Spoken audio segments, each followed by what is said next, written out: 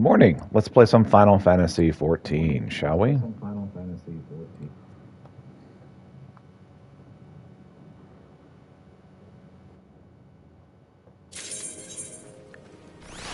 Hello there. So this morning, my doctor suggested that I should try losing a fifth of my body weight.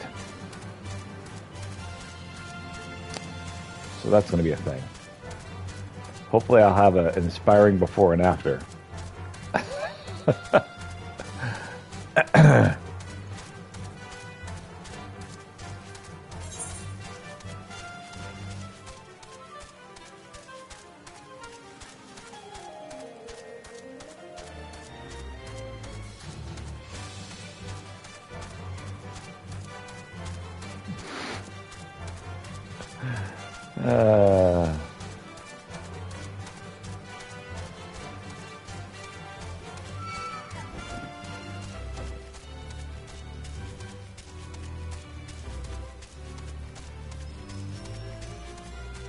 Hey there, Ryosen's grandson. Did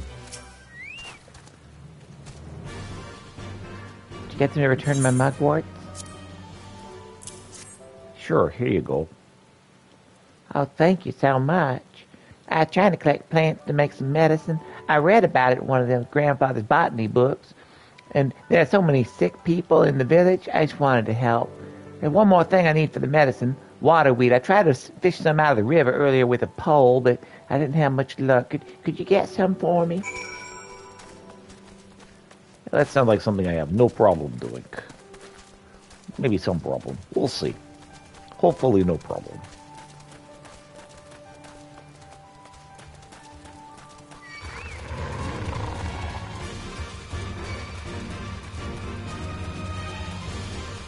Could be under attack. That's not good.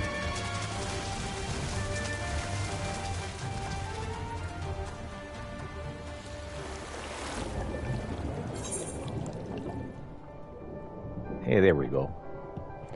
I like the way that this game has incorporated swimming mechanic. You just grab some weeds. And it's like, I'm enchanted. This isn't unrealistic. They used magic to let me breathe underwater, so I have no problem being underwater forever. What's important is they explained it. They at least made the effort.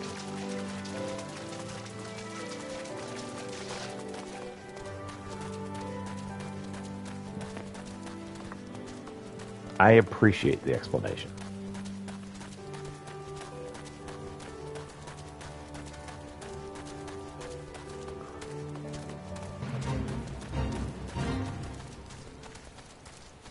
Oh yeah, I am very glad I did not eat more than I did. My stomach is very full right now. Did you get some waterweed? Yay, now I have everything I need. I'll go back to grandfather now. Thank you for your help. Sure thing. Well, let's go take care of that before we do this other stuff. So that way it's all solved. Wolves and weeds.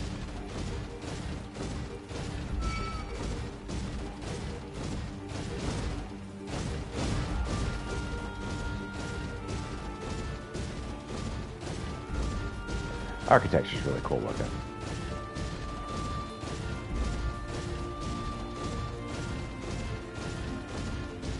As I was talking about with MT yesterday, I appreciate all of the storytelling that the scenery, the area around is doing. Because that's extremely Final Fantasy.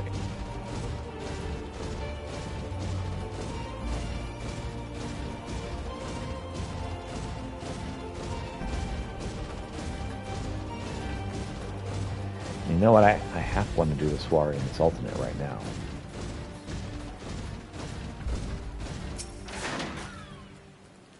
My grandson at last returned. He told me all about how you helped him gather the ingredients to make some medicine. While I am glad he's grown up to be a kind-hearted boy, there's still so much he needs to learn about discipline and manners. However, those lupins should really know better than to steal from a mere child. Their race is once famed for being loyal vassals of some of Doma's mightiest warlords. When Doma was crushed by the Empire, some of them managed to escape, choosing to live as bandits. It pains me to see the race once so proud fall so low.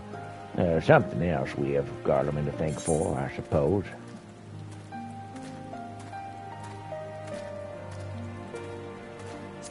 Let's use determination. Because as I recall, that's level 70, so nothing is going to be useful for the White Mage for a good while. Alright, let's do this then. Alright, let's do the soiree at the Sultan. I haven't done that, and I feel like I've been putting that off a little too long. To Costa del Sol!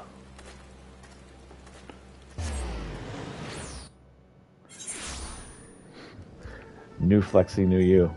Exactly.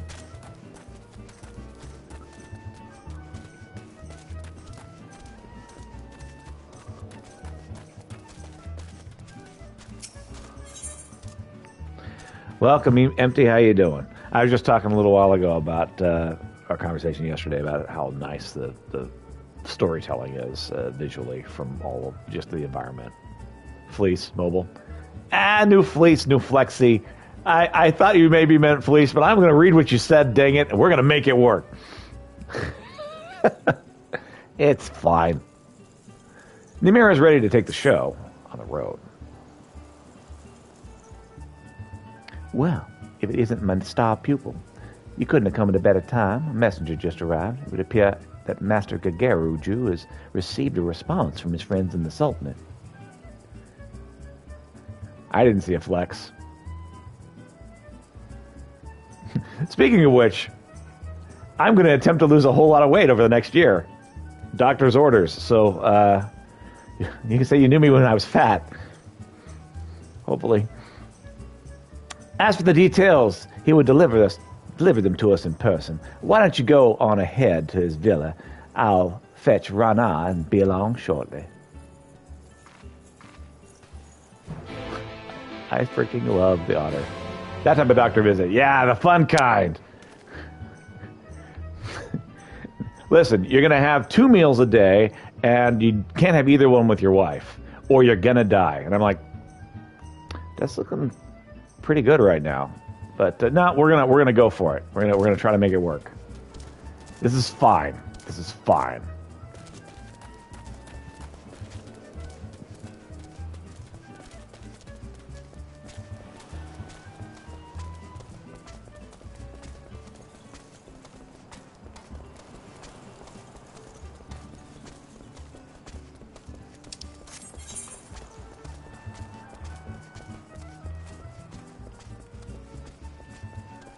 Gagaruju.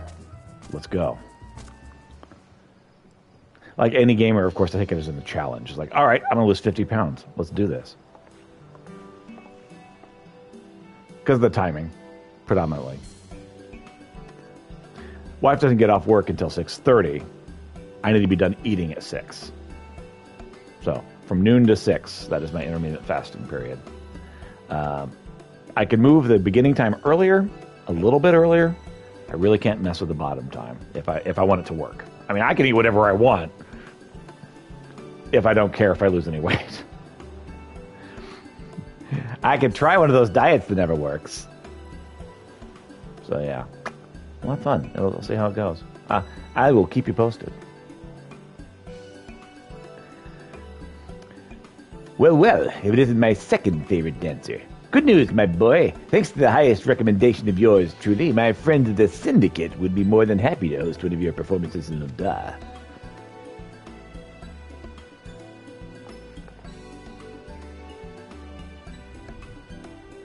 Hey, we got an invitation. You have my deepest gratitude, Master Gagaruju. Truly, this generosity knows no bounds. Think nothing of it. Your performance gave me a thrill I'll not soon forget, and while I'd love nothing more than to keep you all on my own, I'd be remiss if I didn't share my most remarkable discovery with the rest of the realm. That goes for you in particular, my lovely Rana. You may be a bit rough around the edges, but that just adds to your untamed and, dare I say, feral allure. Nothing would make me happier than to go down in history as the man who introduced your beauty to Eorzea. Why, Master Guguruju, you're making me blush. Gah! Don't take me. I simply can't bear the thought that you've performed on my stage for the last time. You'll grace me with one final farewell performance, won't you? Surely, after all I've done for you. Apologies, Master Guguruju, but we must not keep an audience in the Sultanate waiting. After all, this is my second stop on the journey, a journey we must see through to the end. I initially thought New Year's resolution would be just a hope and dream, be buried in the backyard for 1 month. Yeah, those are fun, New Year's resolutions. But no, this is more of a no, really kind of situation. So, hopefully with a little more teeth than New Year's resolution. And besides, while your words do Rana and us all great honor, I would remind you the girl is still an apprentice. Excess praise can lead to overconfidence, overconfidence to carelessness, and carelessness to an untimely fall. Do you hear me, Rana? No matter what glowing words your admirers may heap upon you, remember that your journey as a dancer has only just begun. Keep your feet planted firmly on the ground, lest you stumble on the road to achieving your full potential. No, but of course, and yet it's truly inspiring to have such a devoted fan, is it not? Why, it helps me appreciate just how much I've blossomed as a dancer in such a short time. I do not mean to make light of your achievements. I ask only that you stay focused on the task at hand, continue to hone your craft, and not let yourself get swept away by unchecked emotion. Could be a resolution with real-world consequences, yes.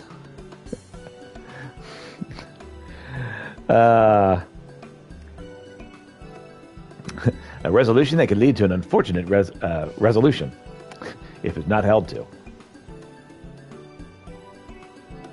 And with that, we shall be taking our leave. Master Guguruju, we thank you for your patronage and hospitality. While our business in Eorzea is done, we will return to fully express our gratitude. Mm-hmm.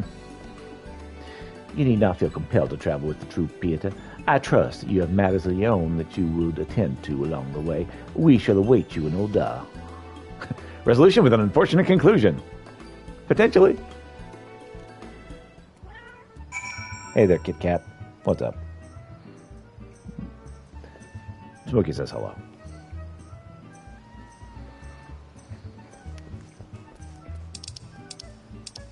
Nashmirinu Ul'dah. Get it.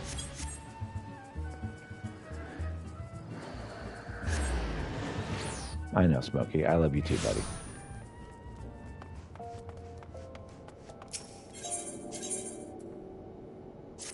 Oh, wow. Okay. It's right there.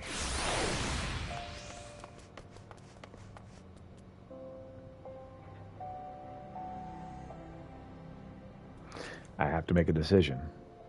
Because this is Reaper. I don't think Reaper matches Smoke very well.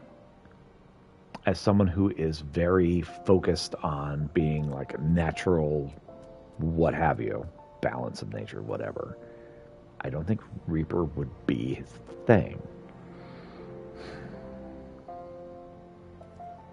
I'm going through it in my head here. Death is a natural part of life. Maybe just a misled farmer with a scythe. I mean, the scythe totally matches, because I definitely am a botanist. Let's talk. Let's get it started. The flustered attendant is in urgent need of someone with a knack for chasing off ruffians. Hey there, Amir Don. You there. You're just a fighting sword, yes? And by the looks of it, one of no mean skill. My employer is in desperate need of a man of your talents, you see. He was beset by threats from an unsavory gang of thugs known as the Lemurs. Their leader demands that my master part with some of his considerable wealth. Or, well, I'll just tell you, they call her the Reaper. And leave the rest to your imagination. We don't intend to acquiesce to those churches' demands without a fight, and a stout arm by your side will go far to ensure our survival. Your arm, perhaps. In case the opportunity to perform a good deed isn't enticement enough, please be reminded that my master possesses considerable wealth. If you would aid us, come with haste to the Sapphire Avenue Exchange, where we will make our stand against these brutes.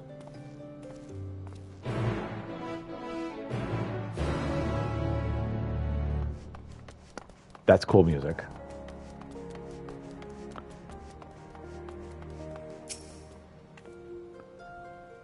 Look at all the people. I wonder how many fans I'll make here. 1,000? 1,000,000. Oh, I can hardly wait. Neshmira, what's up?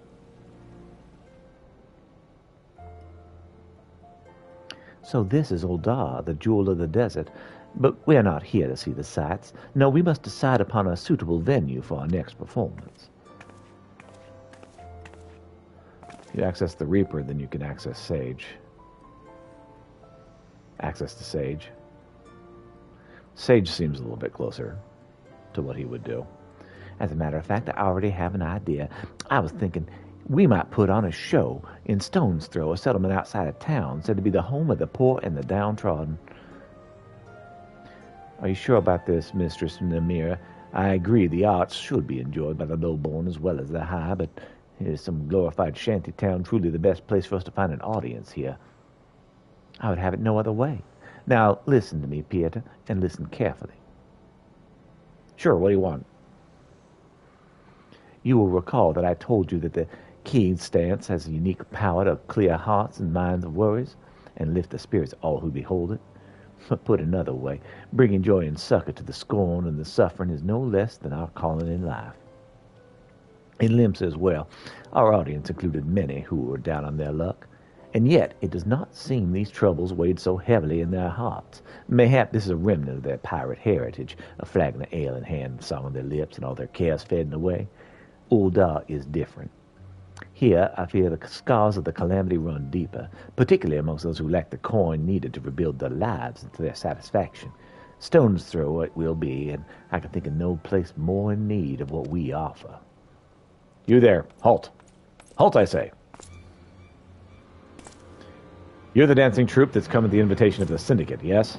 On the authority of the Brass Blades, we command you to desist at once. What? Fear not, you've done not wrong. It's just, well, Stone's Throw's not safe for visitors these days, you see. A group of real rabble rousers, have been causing trouble of late. You know how it is. Protests, riots, all sorts of unpleasant business. Of course, their anger is directly targeted. Their anger is directly targeted directly at the Uldar's upper crust. Not as they'd leave you... like as not, they leave you a troupe of performers. Still, the Syndicate cannot accept the risk of us honored guests suffering an untimely injury, or worse. Say that 10 times fast, right? Yeah, I was struggling there. We appreciate your concern, but I can assure you it is wholly unnecessary. All members of my troops are well trained in the art of self-defense. We are more than capable of taking care of ourselves. Oh, that's right. Besides, healing, suffering, and strife across the realm is precisely the reason we've come here. Oh, whatever sort of struggle your people face, why not let us look into the matter and see if we can't resolve it? It is a generous offer, but no. Keeping the peace is a sworn duty. Well, we cannot simply impose on guests. Besides, we are trained soldiers, and you are not. For your own safety, you should take your leave of this place at once.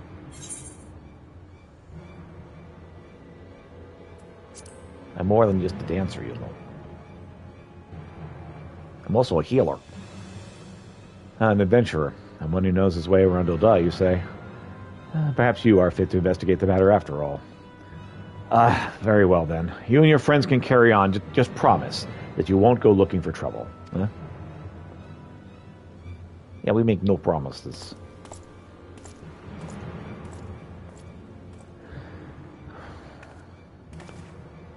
Mistress Nashmira, Man, I'm struggling with everything now. leave this to me. I'll dance up a storm for these poor folks, calm their hearts, and put an end to any riots or uprisings. I admire your spirit, Rana, and yet I cannot shake the sense of great danger does indeed lurk here. You may go, but only if Pieter accompanies you, and you must promise that you will not leave his side.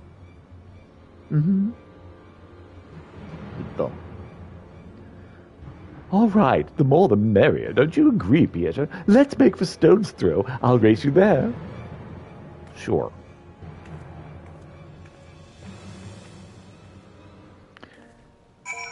She has quite the sway to her hips, doesn't she? Almost like she's a dancer or something.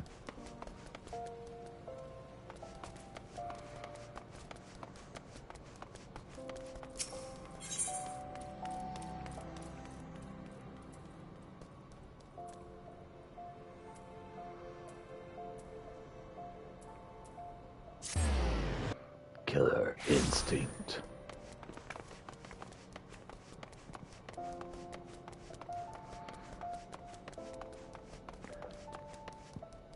Gigilio. Gigolo. That looks like that's what that may be.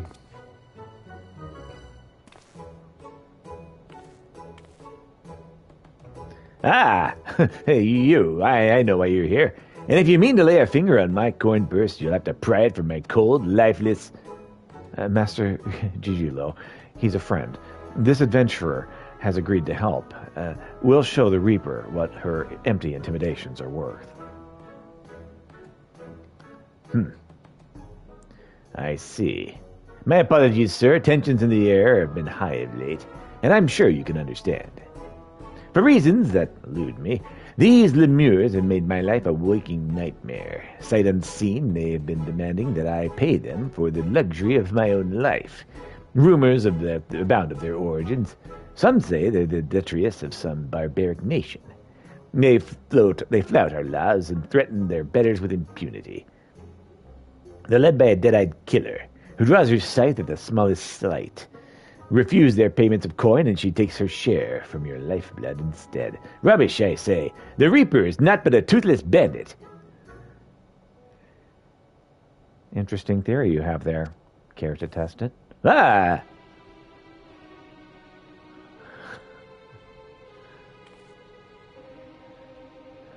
You're the Reaper.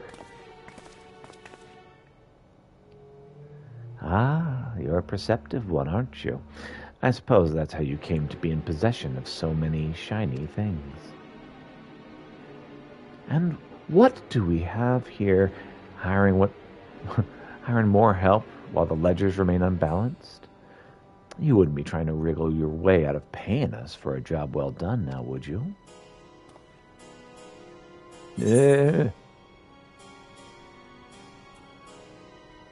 You've hired these lemurs before?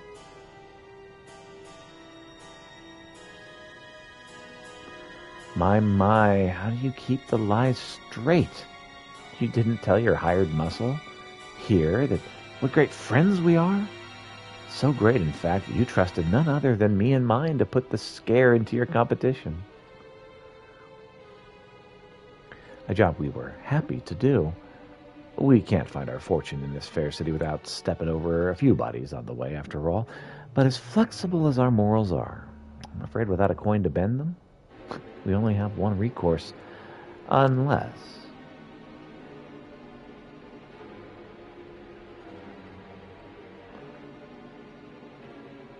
ma'am, I have a girlfriend.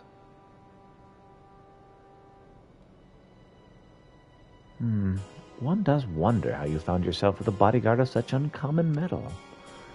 Not an ounce of fear in his gaze. Not a mote of puffed-up arrogance, either. This lad, my dear Gigilo, is a real, genuine article. Has he what we in the mercenary trade call the killer instinct?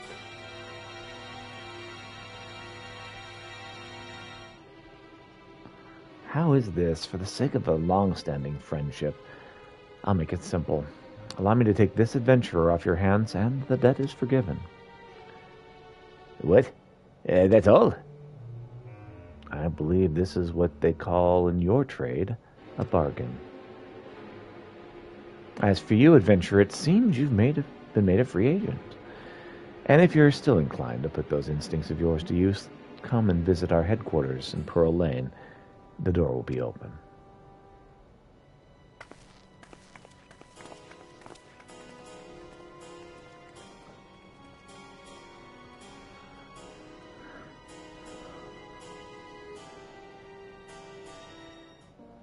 I just don't see Peter being especially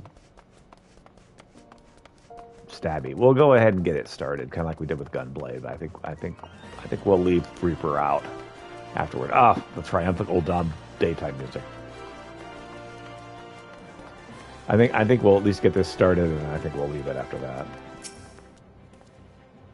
The boss told me you'd be along. Coming in? Sure. Again, while this is interesting to me, I don't think it would interest Peter. I just want to see the opening of it. Since I've started it, go all the way through the opening. Boss, the guest of honor has arrived.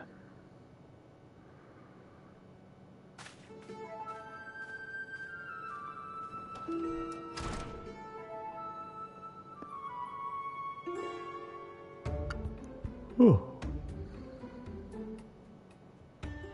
Ah, the champion of Eorzea deigns to appear before me. I have heard all about you. It's hard not to in this line of work. The stories paint you as ferocity incarnate, a force of nature that few have survived. I mean, that's definitely me. Peace, friend. I have no desire to put the killer to the proof personally. I don't have a death wish. You can call me Drusilla. I'm a Reaper, one of many, and the leader of this little family here. As to why I invited you into our home, there's a job I'd like for you to take care of for me. Depends on the job. I work with everyone, but depends on the job. Now, don't you worry your virtuous little heart of yours, huh? I wouldn't ask you to do so, but just bend the law. This job is purely for the benefit of your fellow man. All you have to do is kill one for me. Though perhaps kill isn't the right word, seeing as how he's already dead. Errand boy, yes. Hashtag errand boy. That's me, hero of Eorzea, the bringer of buckets. You'll not be chasing after ghosts either, if that's your worry. It's just a void scent, using some poor sap's body as a vessel to unleash its singular brand of wickedness upon our world. It won't be an easy task. The evil driving this monster is black as the void and near as deep. Countless souls have succumbed to its hunger. Worthy prey for one inclined to heroics, don't you think? Champion of the Lost Cats. That's me! You can't face it as you are, though. Storied as your strength may be, I'll need you to train in techniques. Techniques that'll let you pierce the void and slaughter its kin. What could you have to teach me, really? I use nature.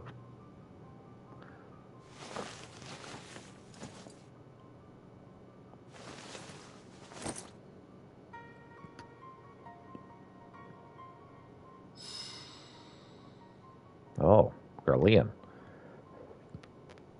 Don't see many Garleans in Ul'dah, do you? Let alone ones as savage as this. Save your startled gasps. I'm not out of surprises yet.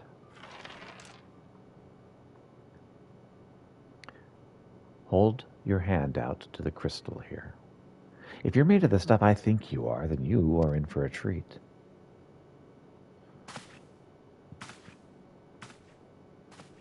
It's not going to make a fart sound, is it?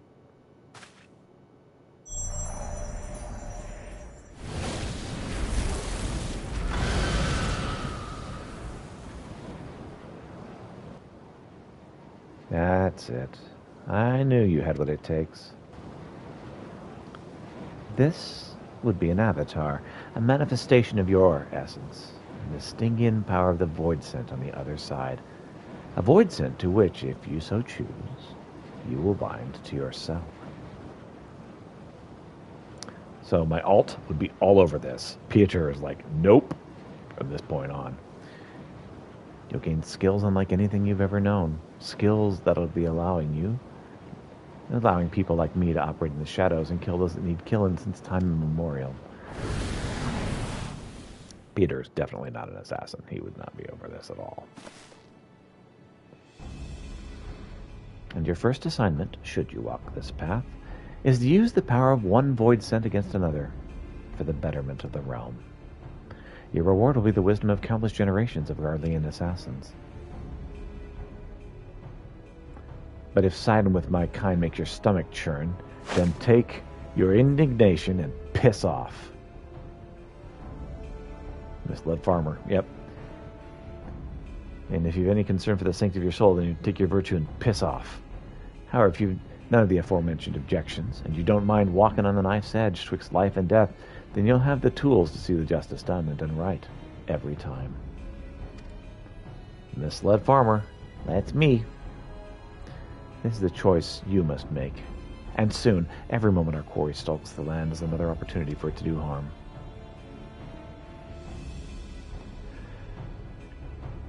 Yep, that's gonna be no for me, dog. We're gonna put this in our back pocket and leave it for the rest of forever.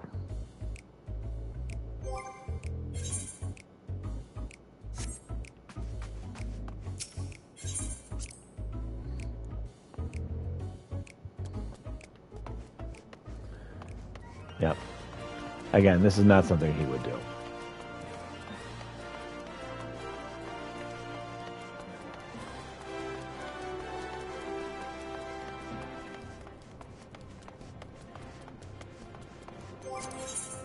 Let's see. Oh, it's just right through that door.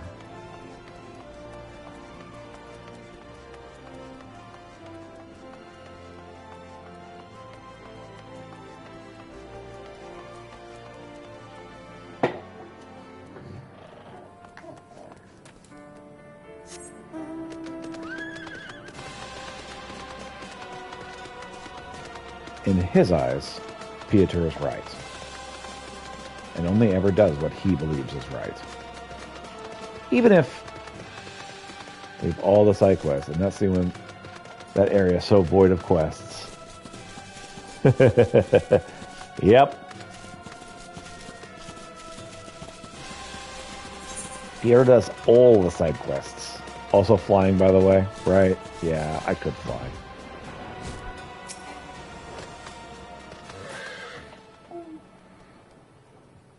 Oh, there you are. Let's get started, shall we? Our first task is to figure out just who's behind these riots. Oh, why don't we split up, ask around, and see what turns up?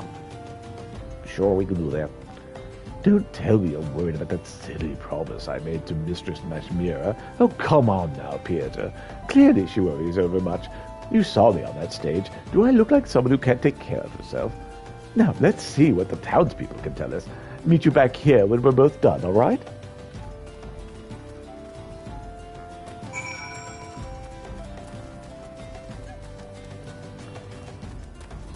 Hey, how are you guys enjoying your shanty town? Beleaguered beggar. Beggar me. Riots? There's been some trouble here of late. You won't catch me dead getting myself involved. Whoever's behind it all, I wish he'd just bugger off and leave us in peace and quiet for once. Of course, that doesn't stop these brass blades from glaring at me askance every time they come through the neighborhood. Turning southern again. Not that I can blame them, I suppose. Rumor has it the true culprit's an expert in throwing the authorities off of this trail.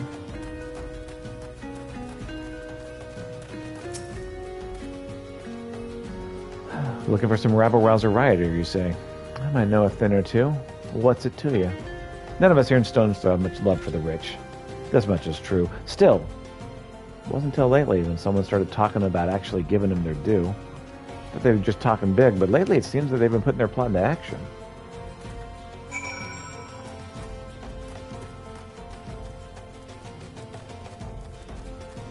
Hey there, Smork.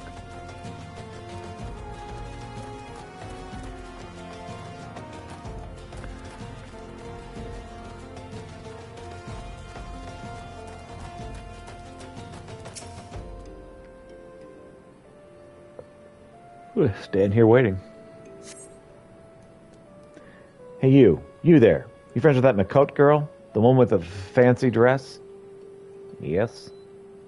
She's asking about the riots, you know. Well, wouldn't you believe I actually saw her talking to one of the blackguards responsible for it all?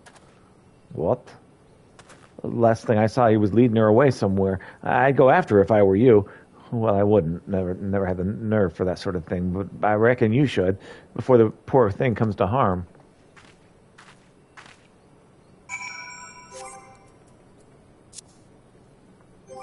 I'm gonna grab the other otter really quick. I love that otter.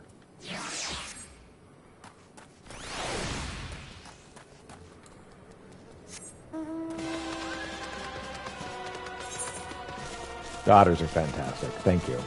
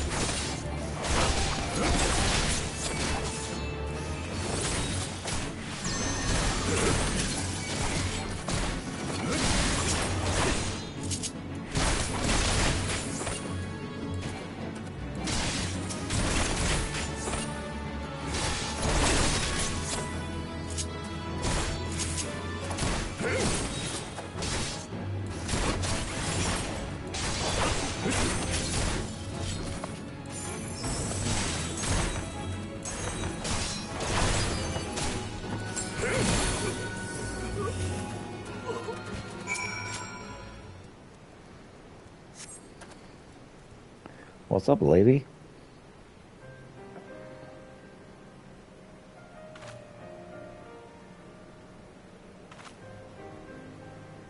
Oh, Peter, you really saved my skin. This man told me he'd take me to the rider's hideout.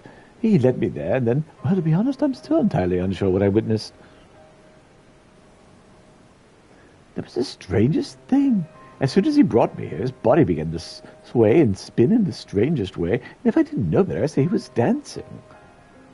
But we can talk about that when we're back in safer environs. I should probably summon the brass blades and file an official report. The brass blades. It's Count Cloudtop, and they're the brass blades. I've been struggling with these the entire game. Meanwhile, could you return to the city and let Mistress Nasmira know that I'm all right, and tell her I'm sorry for breaking my word. The brass braids.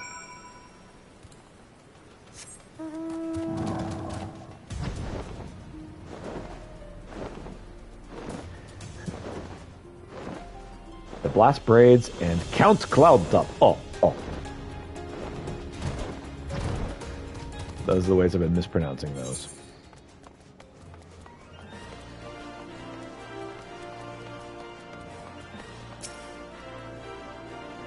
I see. I had a feeling this would happen. Don't blame yourself, Peter. You're not a keeper. I'll deal with the girl myself when she returns. That said, I am curious. What can you tell me of this strange dance you said our would-be captors were performing? They were swaying and swirling, or apparently, I don't know. I wasn't there. Kitty's getting the scritches. Speaking of Cloudtop, how do you pronounce Oxundu? That's how I pronounce it. Good news, friends. Thanks to your efforts, we have apprehended the firebrand.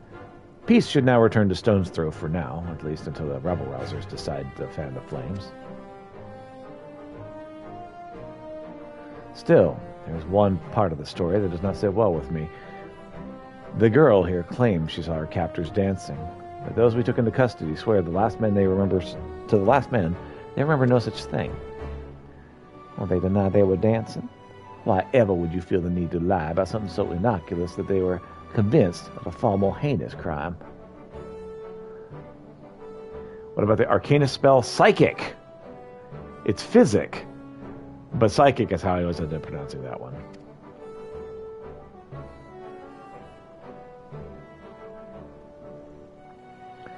Not precisely a lie. Heated topics within the Final Fantasy XIV community. Nice. You see, from here, the tale gets even stranger. They claim to have a vague recollection of their bodies moving, but insist that they have absolutely no intention of doing so. We're going to be bloodbending? They went on to say they couldn't even remember where or why they came up with the idea to riot in the first place.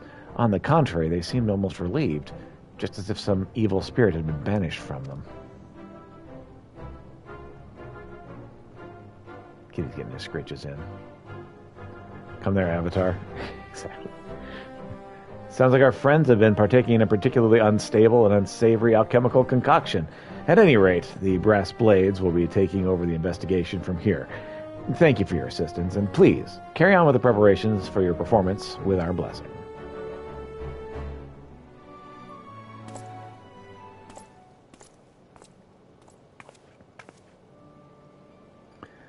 I'm sorry, Mistress Nashmira. I would have stayed with Peter like you said. I should have. Together, I'm sure we could have worked things out peacefully. In the end, I was not able to dance even a single step. Just as... Well, that was the wrong voice. Whatever.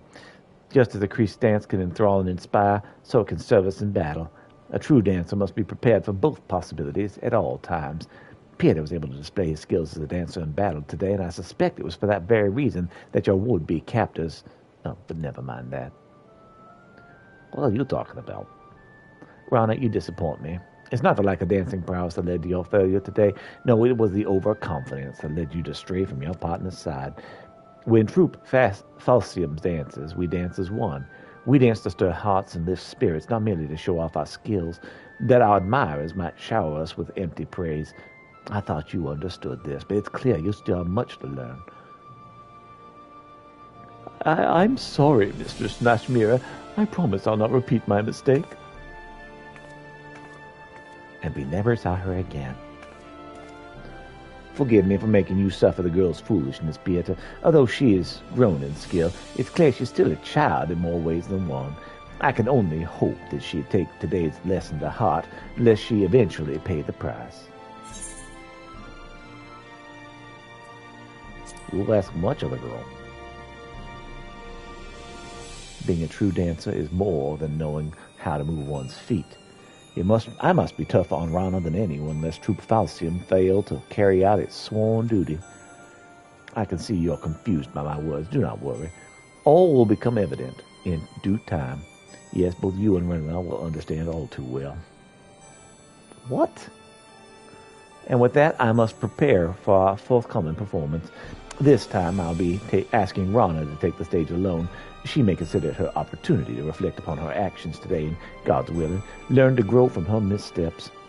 Meanwhile, perhaps it'd be best if you, too, return to your training. If you and Rana truly mean to bring out the best in one another, both of you will need to work harder than ever before. Farewell for now, and let us meet up again when it's time to move on. All right. I'll continue dancing. Dancing in the street. And now I believe it's time I did some investigating on my own.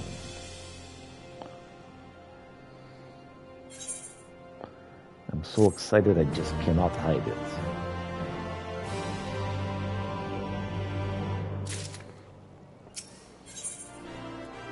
Miss Mears ready to move on to new environs. Dancing with Dusk Rites. It's good to see you, Peter. You'll be pleased to hear that our exhibition in the Sultanate was a rousing success. Rana gave quite an inspired performance. It would seem the girl has indeed taken her lessons to heart. That leaves Gridania, the final step of our three-nation tour. I meant to depart immediately, but I must confess the curious developments in Oldar have given me pause. Upon our arrival, let us first pay a visit to the Adder's Nest and inquire as to any strange happenings about town. Do not ask me why, but I believe it's best we stay vigilant. All right. So, Gridania.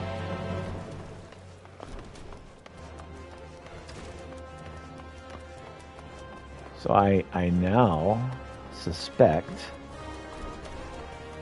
that particular song is for one of the expansions. One that I haven't gotten to yet. Because that happened before with Red Mage.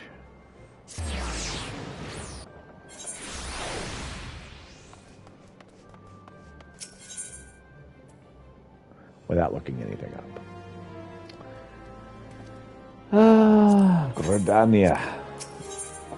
No, I do want to go to Gridania.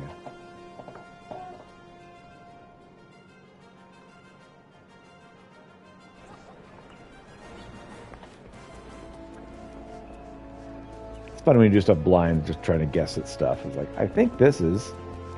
I think this is...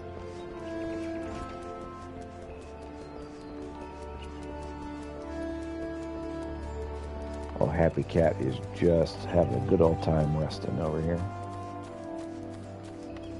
He's all sprawled out.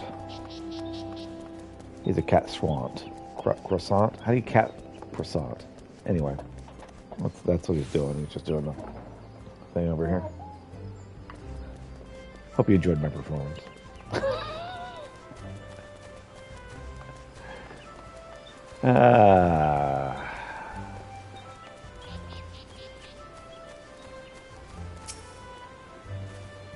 What's up, Nishmira? Ah, Peter, I am sorry to say that my fears appear to have been well-founded. Grodania, too, has seen its fair share of social unrest of late. Pray, explain the situation to my colleagues, good sir. You're familiar with the Duskrites, yes? They are a clan of Elizan who eschew the shackles of urban life and instead choose to live in isolation. For the most part, both sides choose to live... Turning southern again. For the most part, both sides choose to live the other side well enough alone. Recently, however, events have taken a troubling turn. Groups of Duskrites have been assembling for reasons unknown, holding special secret gatherings in the outskirts of the forest. Whatever their aim, we can be quite certain it is nothing good. The Twin Adder is content to let them be, provided they don't do us any harm. But they will, when they turn to thieving and threatening our way of life, we cannot simply turn a blind eye. To say that tensions between the Duskrites and our citizens have been rising would be an understatement. To this point, troublemakers along the Duskrites have been primarily acted alone, which makes the manner in which they are now plotting something together in plain sight all the more concerning. Some here in the nest even believe that they are sowing the seeds for a violent uprising. As fortune would have it, these Duskrite rabble-rousers have recently been sighted with particular frequency. Now all the voices are blending together. With particular frequency in the immediate vicinity of the venue where I had hoped to hold our performance. Needless to say, we must address the immediate danger before we can even think of going forward with our performance, Peter. Rana, what say we investigate the matter together this time? Consider it done. Oh, I'll make up for my failure. Just you watch me. Once I've soothed the Duskrites' hearts with my dance, rioting will be the furthest thing from their minds. Yeah, I'll do my part too. Thank you, my friends. That settles it then. Leave the matter of the Duskrite demagogues to my colleagues here. I suppose there'd be some merit in delegating the task to you, rather than risk fanning the flames between the Duskrites and our own citizen. And yet, you are a dance troupe, are you not? Are you certain that your friends here are up to the task of suppressing an armed revolt? No, you can be assured they are. From what it is worth, I too will be accompanying Rana and Pieter to ensure that everything is in order. Besides, there's something that I could confirm with my own eyes. And with that, we should be on our way.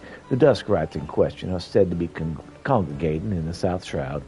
Let us meet first at a local tavern and formulate a plan of attack.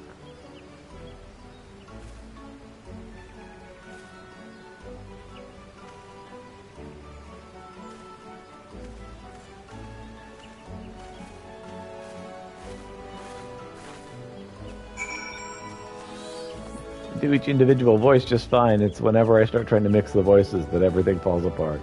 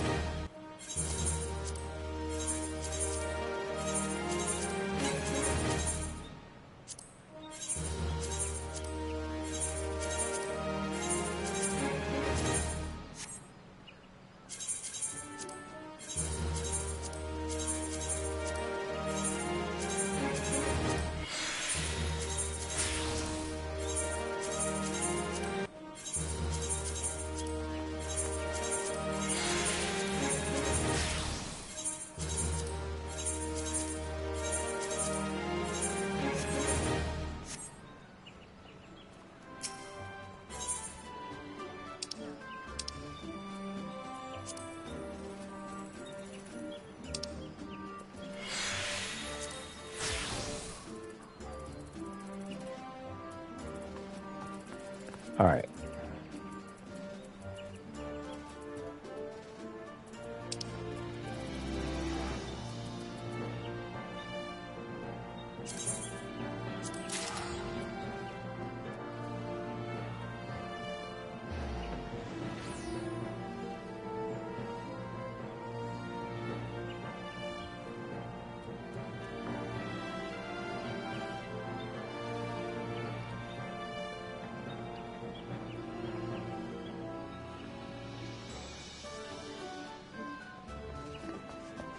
So I think I got everything I need with these at this point.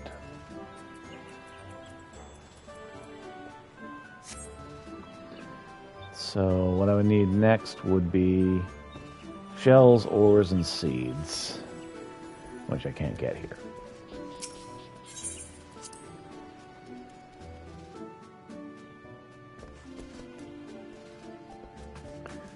I've been leaving these guys to train for like the last week.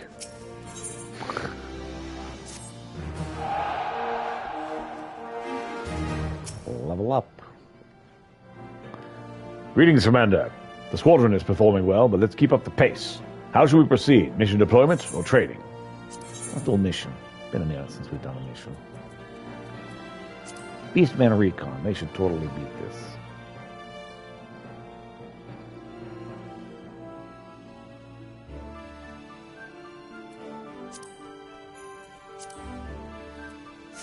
No, actually, we need to train some more. Never mind.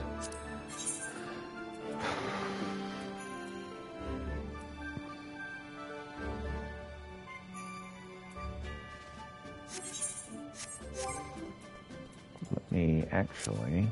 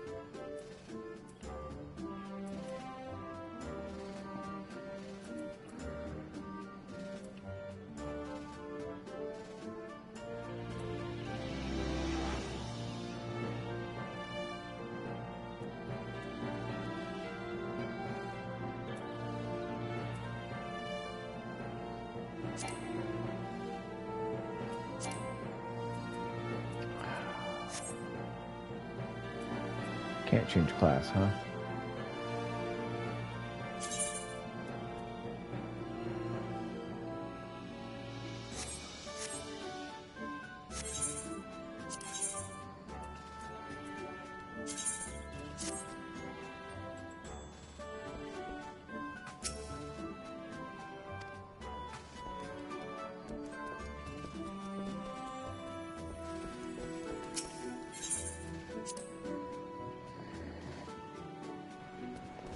All right.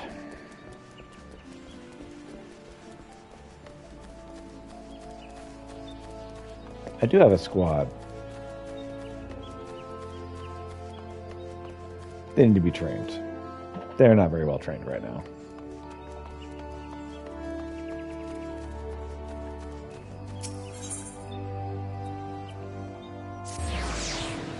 They're kind of a worthless squad at the moment.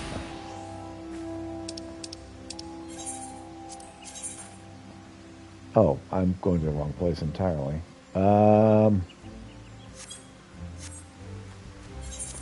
What I meant to say was... go here.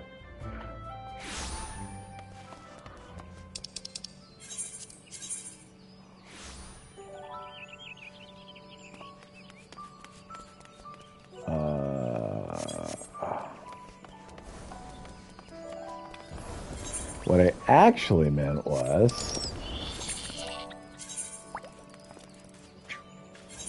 Go here. Look, I'll get there in trial and error eventually.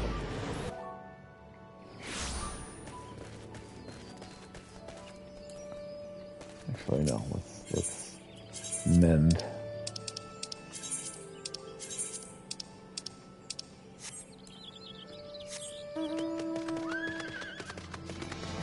Trying to get all this side stuff done. The will to live dances with dusk rites.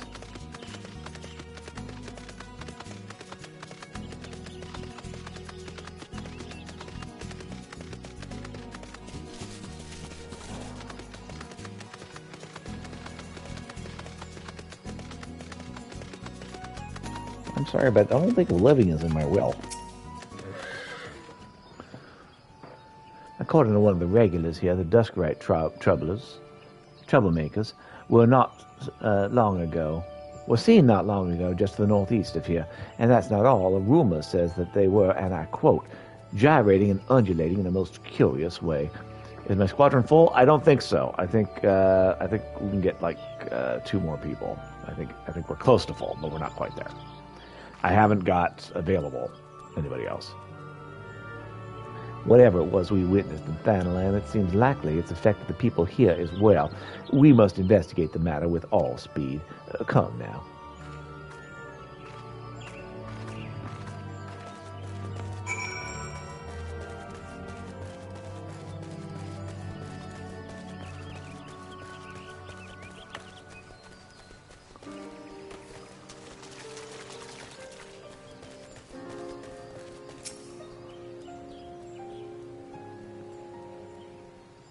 Are they dancing with a giant flint? Peter, Mistress Nashmira, I think I saw something over there behind the bushes. What are they doing to that poor bush?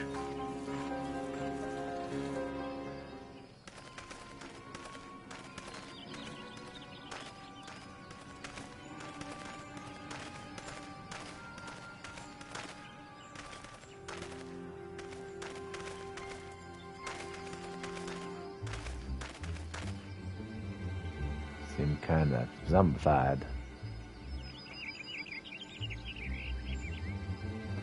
Well, that's it. There's some creepy dance, the same one I saw in Noldar.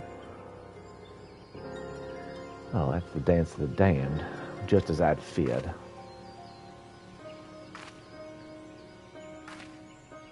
I'll explain everything in good time.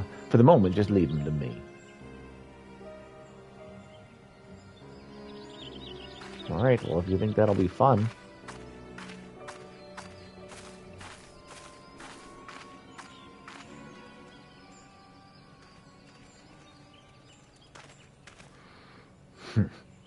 Begone, meddlers. Leave us to our dancing.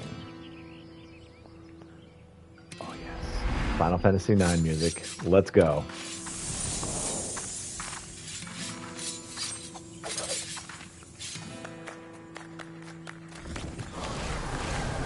It's a good crowd.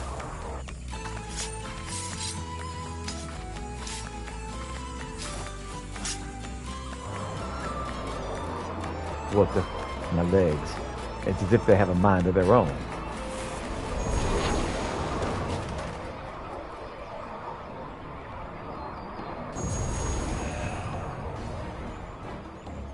Okay. Mistress Nashmira, look out! That is a dark aspected creature.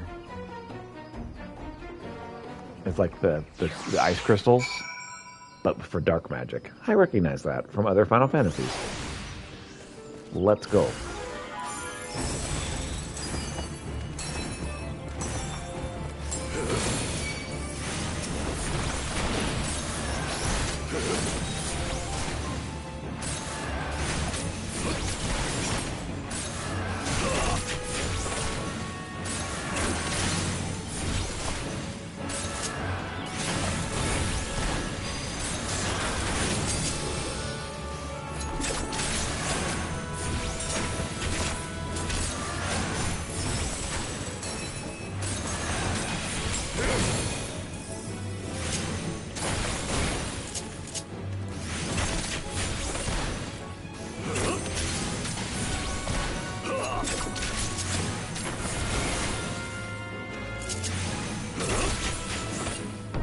Got it. Etheric manifestation. If you did the etheric shadow. I beat the dark nugget.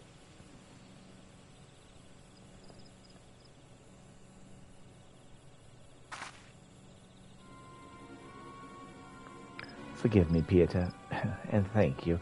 And I think I was scolding poor Rana for her overconfidence. In my heyday, I would have made no short work of that thing, but alas, those days are long behind me. Don't be so hard on yourself, Mistress Nashmira. We all have our bad days, and besides, it's not as if you're just being reckless like me. But never mind that. What in the world did I just see? That creepy dance, that strange cloud of black aether. What does it all mean, Mistress Nashmira? Oh, come now, I know you know more than you're letting on.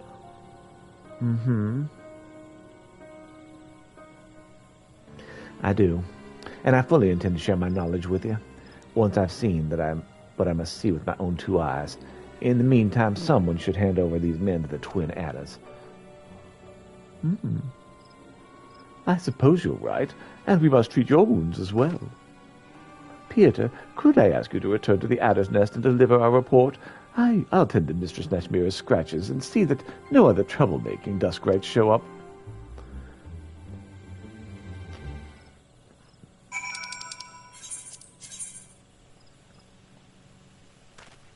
And deliver my report.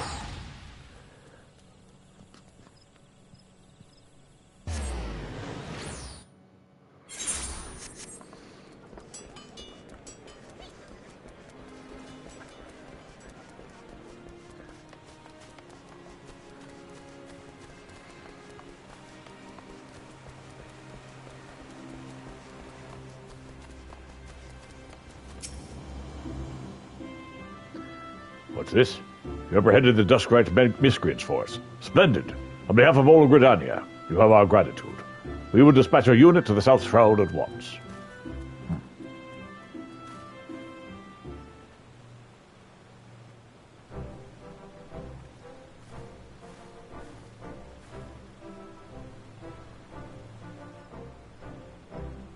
My apologies for the delay, Peter. I'm pleased to report our dancing Duskrite friends have been handed over to the proper authorities, and Rana's patched up my wounds good as new. With sufficient rest, I should be back on the stage in no time. Not on my watch, you won't. I mean, pray do not overexert yourself, Mistress Nashmira. You need your rest. I told you I could have handed over the culprits myself. I know, Rana, and yet I wanted to be there myself when they awoke. It played out exactly as I expected.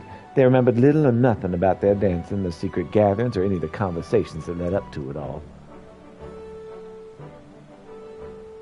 Just being stubborn, no doubt. We're not friends. The Twin Adders will carry out a proper investigation, and yet one thing concerns me. It is true that these events bear striking similarity to a situation that you witnessed in Odar, yes? Yeah.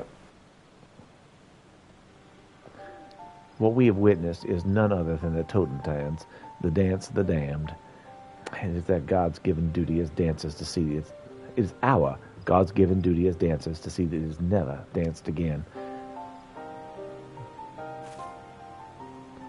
The dance of the damned, our mission? Whatever are you rambling about, Mistress Nashmira? I thought our mission was to lend strength and succor to the suffering and lift the spirits of the realm. All that it is. And yet the truth is exactly what this entails, runs far deeper. Throughout our storied history, the dancers of the true Falcium have saved countless lands, time and again, from a fate most dire. Get a chance at squadron employment when you complete challenges? Cool.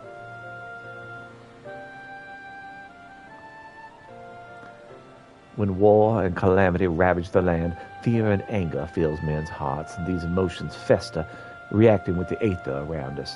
In the air we breathe, the ground beneath our feet, to form an etheric manifestation of malaise that spreads like a dark cloud across the land. The weak, the downtrodden, the scorned, the suffering. Sadly, it's these people who are oft the quickest to fall prey to dark despair.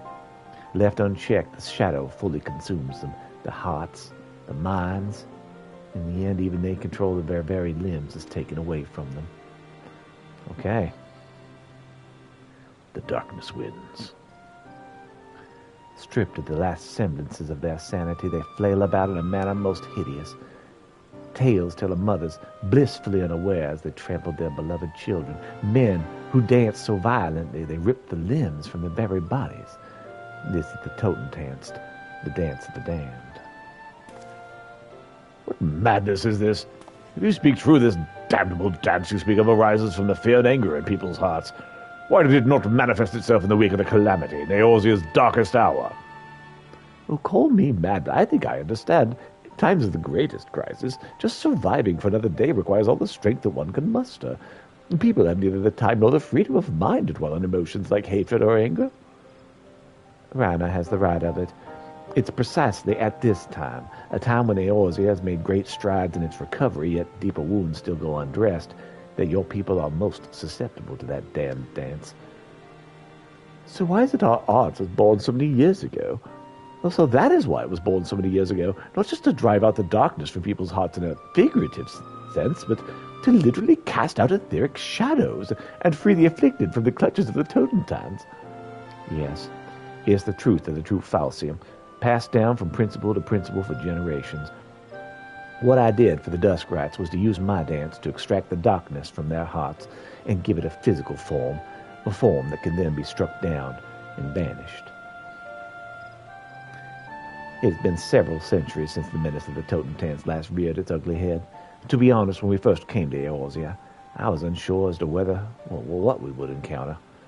So as not to worry the two of you overmuch, I kept the truth from you. Yet now that I've seen it with my very eyes, our mission could not be more clear.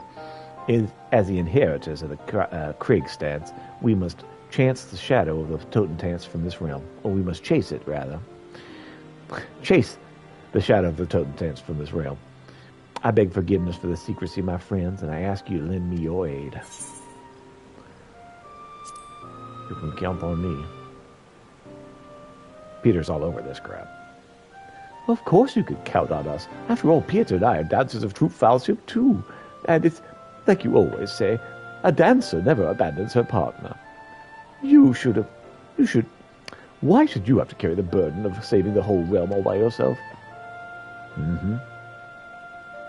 Rana, Peter, after all my harsh words and hidden truths, you're far too kind. Final Fantasy XIV player, let's go. Welcome, Demon Finney. I must confess I'm still struggling to understand all of this. But one thing is clear. This dancing epidemic you speak of poses a grave danger to our realm.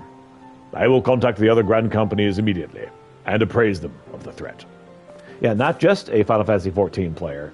This is someone who loved Final Fantasies forever, avoided this one because it was an MMORPG, and have come to discover that this is way better than any other MMORPG.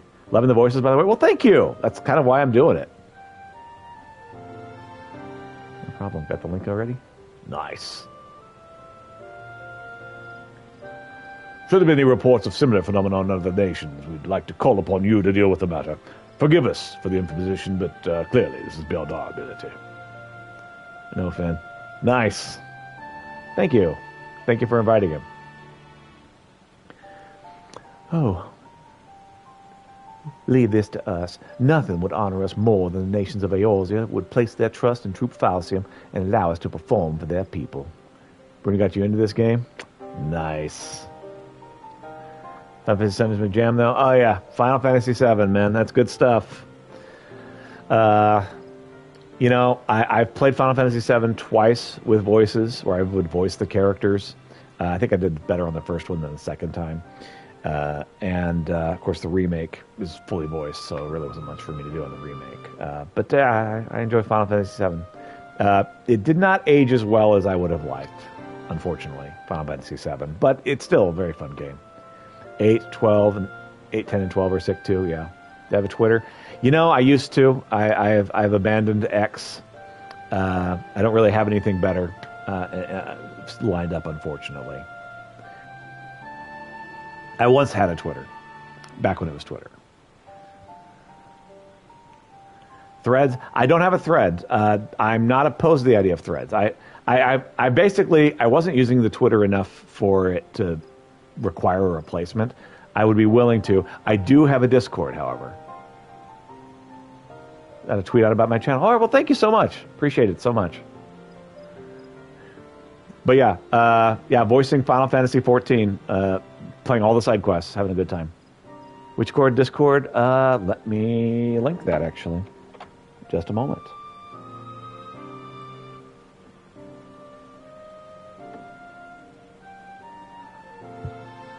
Okay. Let me invite people, please. Sorry, just a moment.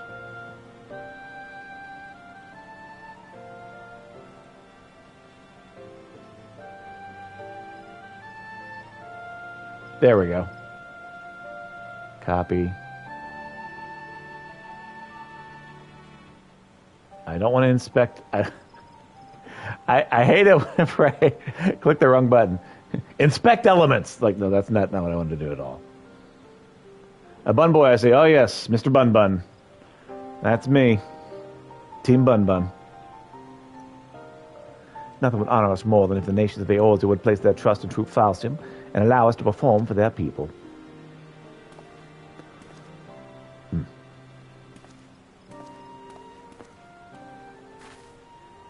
Catboy? My alt is a Catboy. He's awesome. I love playing him. Basically, I do the Catboy offline, I do the Bun Bun online. And I'm working really hard to keep Catboy behind Bun Bun, so I am surprised by whatever happens. And so as a result, I've got a third I'm also running as Ra. Just to make sure that I keep Pieter ahead of everyone else. And with that, only Ishgard and Alamigo remain on our itinerary. Alamigo yet struggles to free itself from the Garlean yoke. We have no choice but to make Ishgard our next destination. Dragons for the win. Oh, dragons are the best. I freaking love dragons. At any rate, we'll need more time to properly prepare for the confrontation ahead. In the meantime, Rana, you're to continue your performances. You require more practice still before I can bequeath to you all the secrets of the Kreen stands. Bernie's a Bun Bun. Trying to make affiliate, by the way. So I really haven't made a push for it, and here's why. This is something I do for fun. I would not mind being affiliated, but like my day job basically keeps me from doing this anytime other than Sundays most of the time. So like during the school year, I do this on Sundays. Whenever I have any kind of break, like Christmas break, spring break, fall break, summer break, then I do this every day. So yeah, it's one of the things I would not mind being an affiliate, but I'm not really pushing for it. You can count on me, Mr. Snatchmira. Okay, I see. Yeah. And you, Pieter, pray continue to hone your skills in battle. If we hope to prevail against the Totentants, we'll need your martial skills as much as we need your dancing. For no, it is not enough that we lure the shadows out of people's hearts. We must dispel the darkness for good, lest it simply drift on until it finds another unsuspecting host. Yes, we will be needing your strength now more than ever. I get you, Fiam. And with that, I too should prepare myself. Our last true act draws ever closer to hand. Good stuff. Quest complete. All right. I also have a YouTube channel where I basically keep all of my content. So it archives once every other day.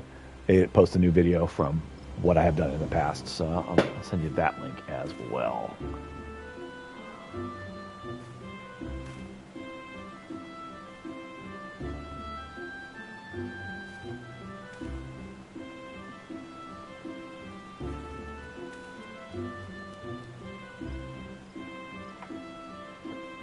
So that's all the stuff I have been doing forever, feels like.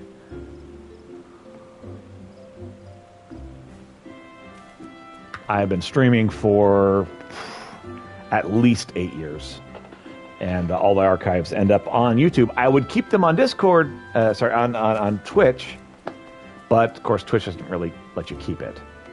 unfortunately. All right, next mirror. What level? Level 68. So we got 2 more levels before we get that taken care of. All right, let's get this last one knocked out.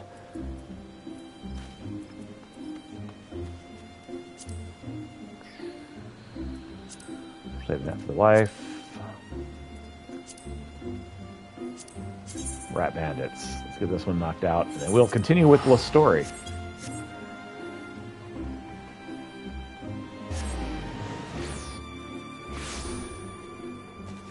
So yeah, today and tomorrow are both half days. I should be able to stream on Monday. So I'll stream on Sunday. It'll probably be dungeon diving with the wife. And then I should be able to stream on Monday all day long, and then after that, it'll be back to school. Streaming on Sundays. The minerals. Do you have them? They're your minerals. Sorry, I got distracted. I was like off in the east for a long time. Well, I'm positively indebted to you. At last, I can fulfill the Resistance's order. Frankly speaking, the minerals found in Alagana aren't of the best quality, but I can't help but want to support a struggling village. They've been through so much. I will need to be careful I do not go the same way as their quarry. I've made a point of not hiring protection when traveling to save on money, but I'm not much use to anyone if I'm robbed of all my gil. Here, take this as a token of my thanks. Alright, so from here, I believe we can continue with the story.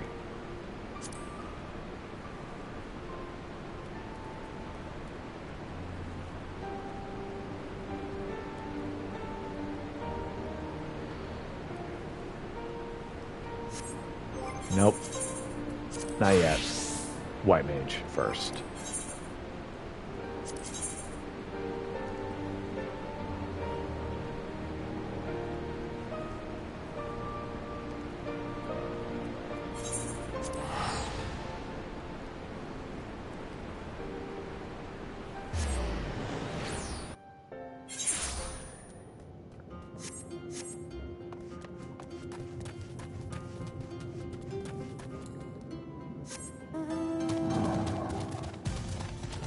We'll do 2 more white mage missions, and then I should be able to continue with the plot.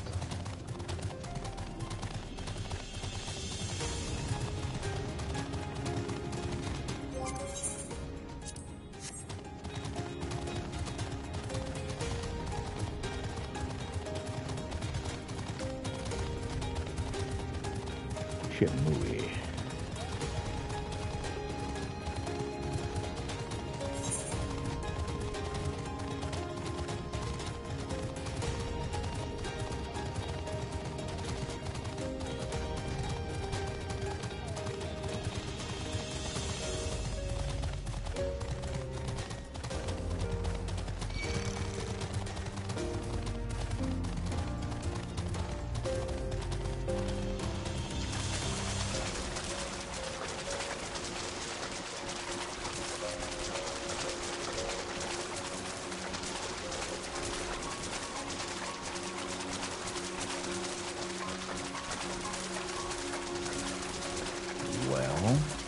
Where she's gonna be.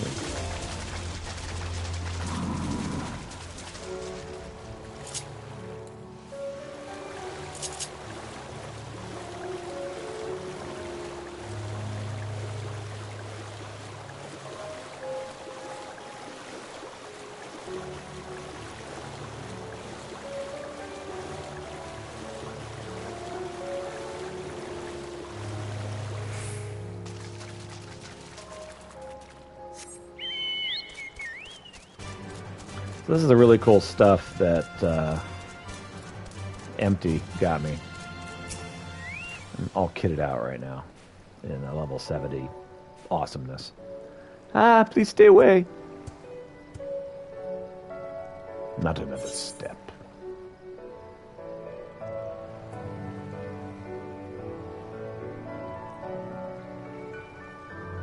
I've come from Isari in search of Shamui.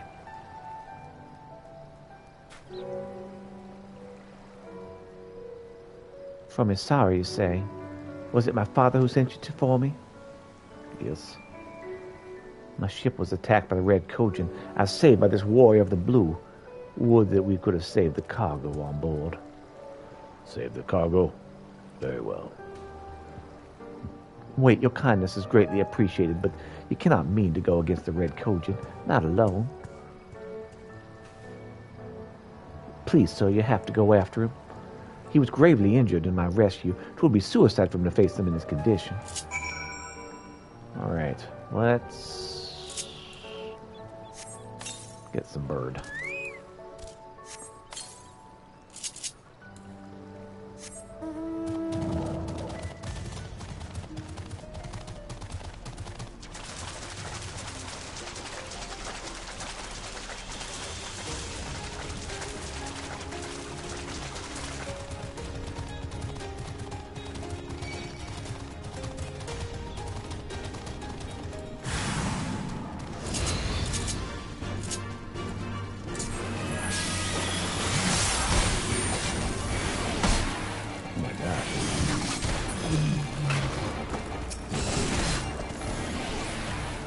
Fighting every freaking buddy.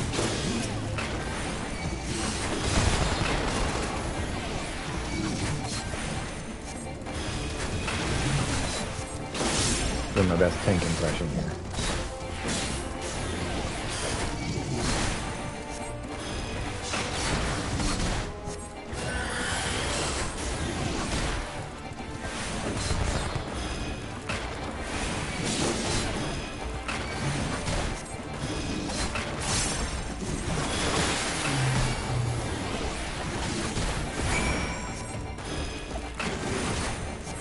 We found the overconfident what's it. The problem is we're still fighting stuff.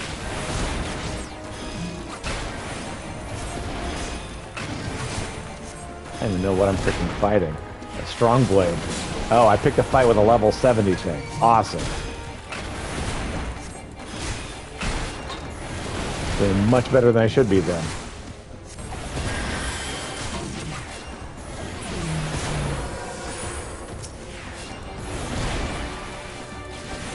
Whoops. I killed the apex predator of this area.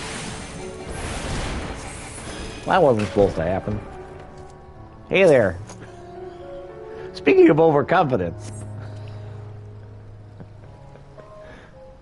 My mistake. How could I fall for such an obvious trap? Thank you, brave warrior. No problem. I mean, small problem, but mostly no problem. Oh, thank goodness you're both all right. Why have you come, woman? I'm sorry. You were both gone for so long. I began to worry and... Do not misunderstand. I am not angry. I meant only to say this place is dangerous. But the Red are gone now, and your cargo is safe. Everything's there, yeah? Mm-hmm. One, two, yes, it seems to be all of it. The others will be so happy when they see these goods. Thank you so very much. Then my work here is finished. Wait, please, would you at least tell me the name of the gallant Kojin who saved me? My name? I'm Kabuto, of the Blue. You, brave warrior, what's the name of the man who rescued me? I'm Piotr Grolinsk. Piotr. I remember it. I haven't much, but please let me repay you both for your kindness. Piotr saved my life. For another to repay my debt of gratitude would be a stain on my honor. I see. Well, then, at the very least, let me give you something. Most of these goods are worn or broken, but if anything here's to your liking, then by all means. Broken? Repairing them is part of my training as a craftsman. Thankfully, the merchants of Kagani are willing to part with such wares for relatively little. But still, I hope there's something here that pleases you.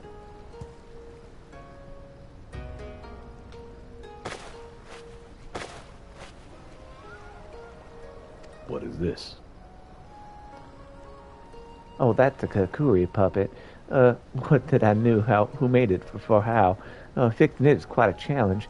Still, the children back home will love. I would have this kakuri.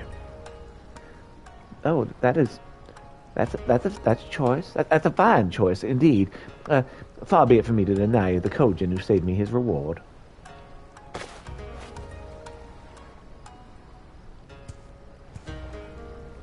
Peter, meet me at the entrance to Tamamizo. There I'll present you with a token of my thanks.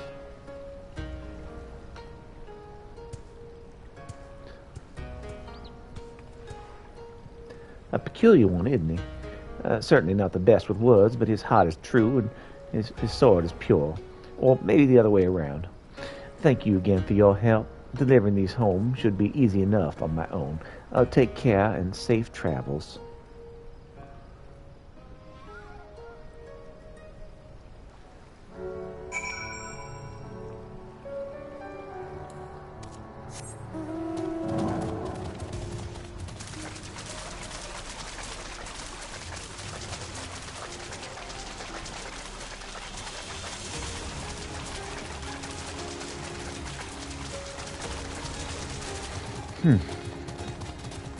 This might be the beginning of the beast tribe that MT had talked about.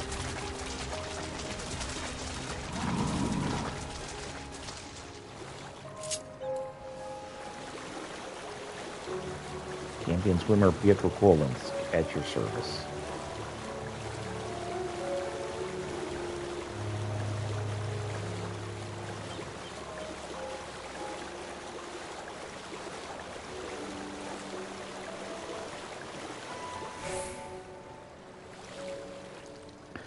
So we got distracted. We were talking about other things.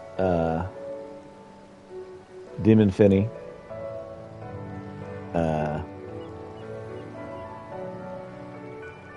Let's see. Finn. All right.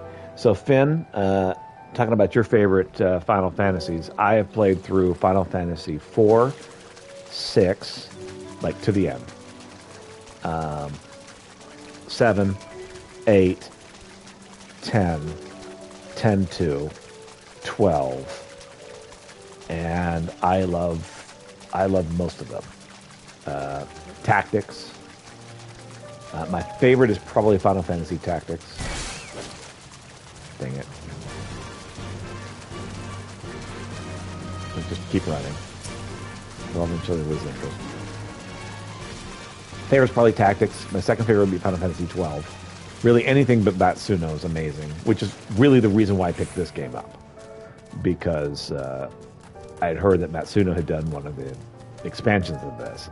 And so I was like, well, I'd be willing to put up with, because that's how I saw it, a Final Fantasy MMORPG, if that meant that I got to play a little bit more Matsuno. You love Tactics. Oh yeah, Tactics is the best. I love Tactics. Tactics is great. It's such a breakable game, and it's so hard to play it that it's fun to try to break it, to make it playable. You almost have to break it to play it. It's great. I love that game. You have come. Good. There you are. You disobeyed me to go and search for the treasures again, didn't you? What is this? Oh, Peter. Welcome, surprise. I hope Kabuto's not giving you too much trouble. Oh, no, he's fine. He saved my life, and so I wish to present him with a token of my gratitude. I did not realize you were acquainted. Perhaps I should take my leave. Wait, Kabuto. What are you going? What are your gift to Peter? So you did not come to speak with him? I was not even aware he was here. I came here searching for you. How many times must I tell you not to go out searching for treasure on your own? The Red were running amok on the Ruby Sea. You know this. Yes, I went alone. Yes, I was saved by Peter. But I believe it was fate. It brought us together and rewarded us with this Kakuri puppet. I will not deny your gifted fighter. It would be foolish to mistake today's happenstance as good fortune, though I suppose you've done worse in more favorable situations. Before we continue, I wish to add today's find to our treasure vault.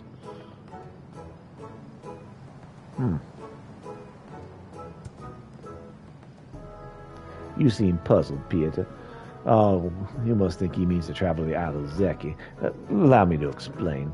As you're well aware, the island of Zeki is home to the most prized relics of both the red and the blue since time immemorial. And though the red guard it fiercely, they can no longer subsist on the plunder of the Imperials. Now they demand that we join in their work as mercenaries and raiders. Oh, naturally we refused, and so they deny us entry to the vault. Rather than take up arms against our brothers, we've taken it upon ourselves to create a new treasure vault here in Tamamizu. To that end, we've devoted a great deal of efforts to searching far and wide for treasures with which to fill our vault. If certain individuals would learn not to wander off on their own, I could take comfort in knowing said efforts were not wasted. The others will only slow me down. You will have to forgive Kabuto. He's stubborn as his shell is thick. But you're not here to listen to our quarrels. Come, let us make our way to the treasure vault.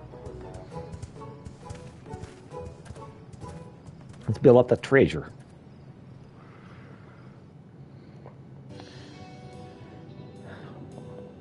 Yeah, Tactics is a game I appreciate because the difficulty level is so high, you have to find ways to break it in order to play, or you lose. And I appreciated that. Also, the story is pretty cool, too.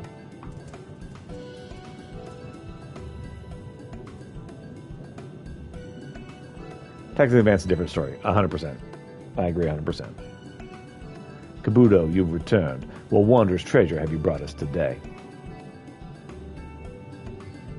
You can't possibly expect to fill the vault on your own. Such a task is much too great, even for you. Let us help, brother. Nope, I'll work alone.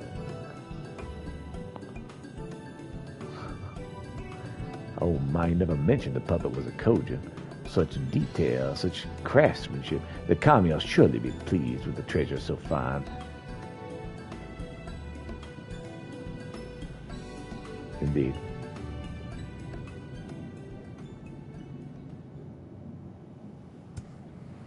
Kabuto the Blue.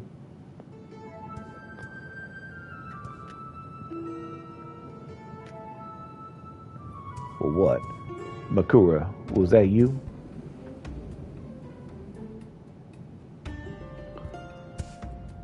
No one walks alone, Kabuto.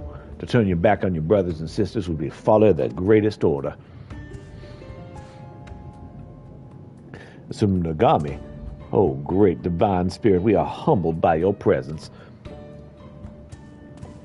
Miniature god? Oh my gosh, they're worshiping it.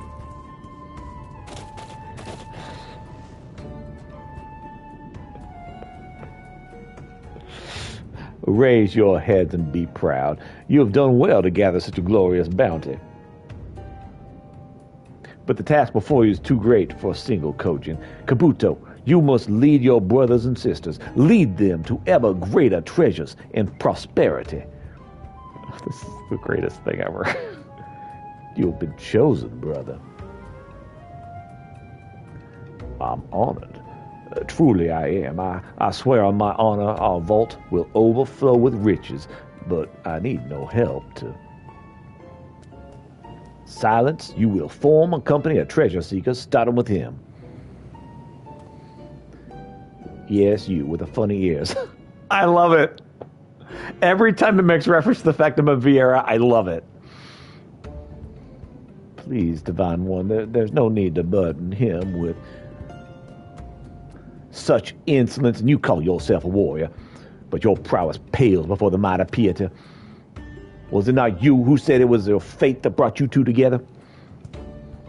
Yes, but how did you... You must accept that to which fate has bound you, Kabuto, and do so with all your heart.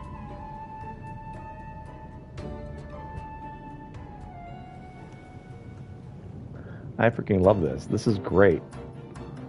We have Beast Tribe.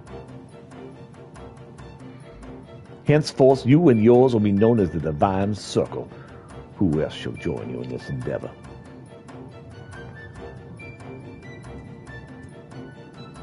Well, there is Kujin and Makura and Shitatahe, and I mean, that is, if it isn't an inconvenience. Of course. Where's your backbone, Kabuto? The duty placed upon you is both sudden and daunting, so your uncertainty shall be forgiven, but only this once. Furthermore, until you prove your resolve to be unbending and your mind-focused, I, Tsukumo, will oversee your operations personally. And with that, our team is assembled. Let us set forth and seek out the untold riches of this realm without even the red Kojin will burn within thee. This is great. I love this.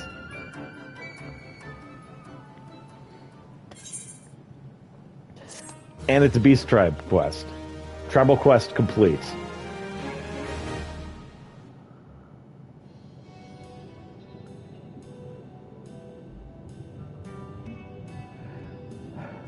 Fan-freaking-tastic. That's great.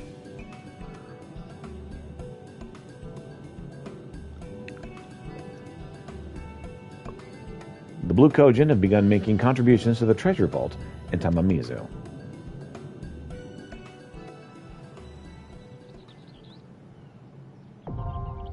Tribal quest unlocked.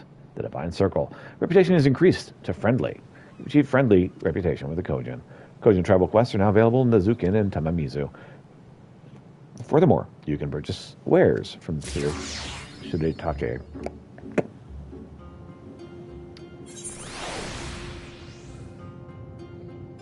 All right, well, I'm going to take a quick break and use the restroom, grab some coffee, and then we will continue. I have Beast Tribe quest here. Here we go. Very good.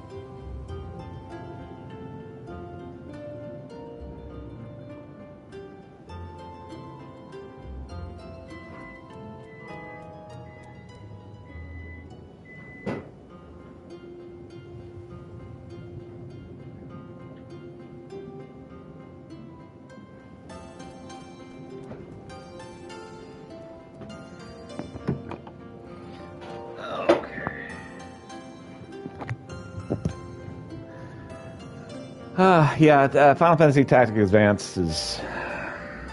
I mean, it is its own thing. Not the best. Not the worst.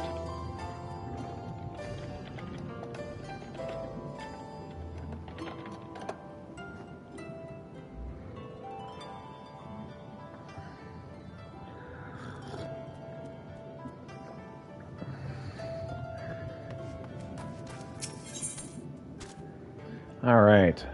Well, let's grab some Beast Tribe quests. Let's do it with Dancer, so we can improve that particular skill.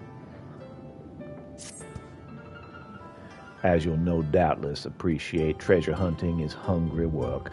To help us keep up our strength, Kyoke will cook a hearty meal, and for this he requires several red-hot carapaces. If each one of us could procure but 2, we will have enough in no time. Here, take this oyster meat. You can use it to lure out voracious Gasame at Hell's Lid.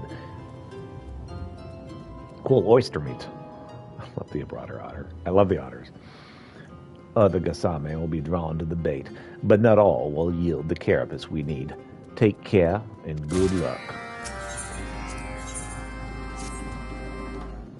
The key to a man's heart is through his stomach, Peter, and with this in mind, I would ask your help in maintaining an important partnership. I have here 2 pots of our finest pickles, which I would gift to the sentries at the choral banquet. Pray see to it that they are delivered. Sure. Grilled to pieces. Fancy going for a little swim, Peter? If you have a moment to spare, Makura would use your help with the rays. They look after us, so we must look after them. Cool deal. What's up, Makura? Peter, I've been waiting for you. I need you to take one of our rays out for a good feed, a reward for all of its toils. Now, the fella loves few things more than krill. You'll find swarms of them close by. Please have him feed till he's had his fill. Should he become separated from the ray, worry not, he's trained to return here. Happy feeding then, and let Zukin know when you're done. Let's go then.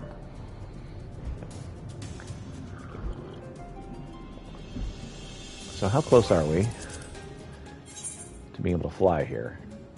2 missions away still.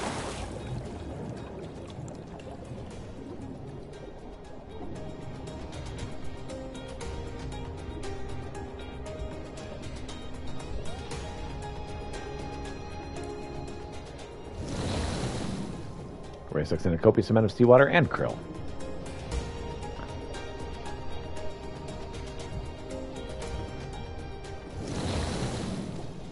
And then does it again.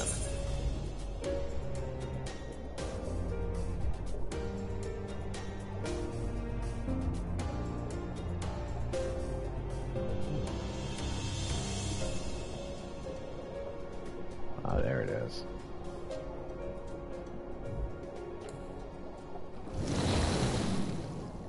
And again. It's just inhaling that krill.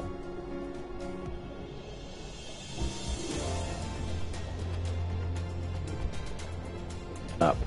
I need to go up.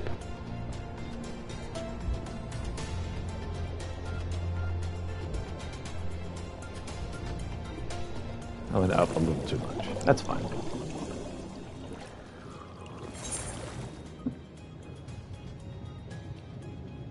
All right. Get this going.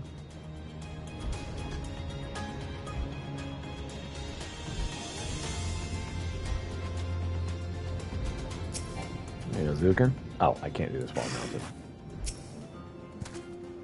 Welcome back, Pieta. I understand you treated the ray to a veritable banquet. This will doubtless do wonders for its spirit. Makura tells me the creature is very fond of you, and who can blame it?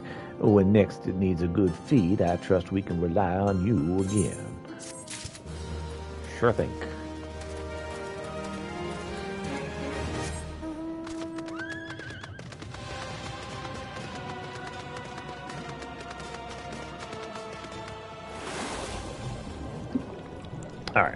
What are we doing?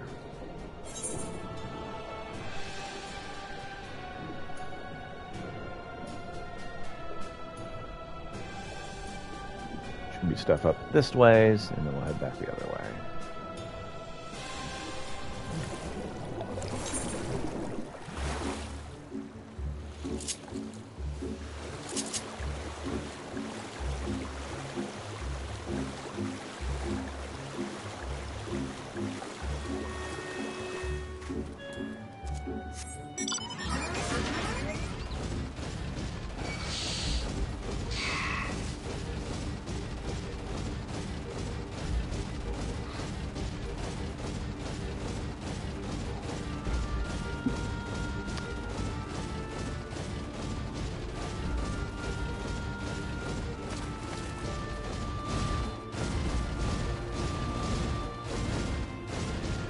Oh, Demon Finn, I just saw you followed. Thank you for the follow.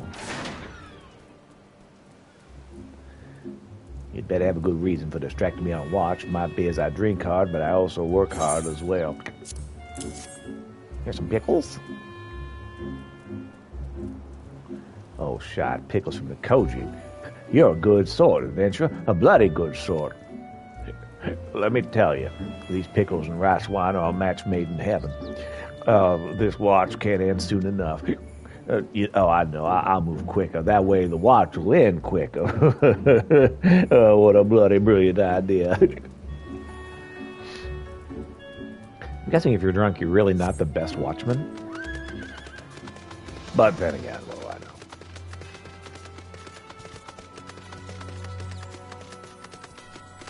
Nope, that ain't gonna work.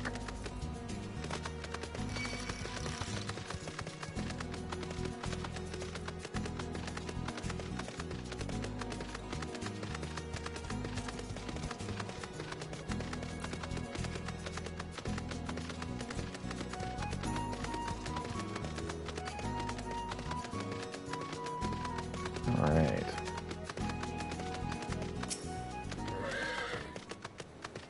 Rikufu, you old far from home adventurer. What business do you have here?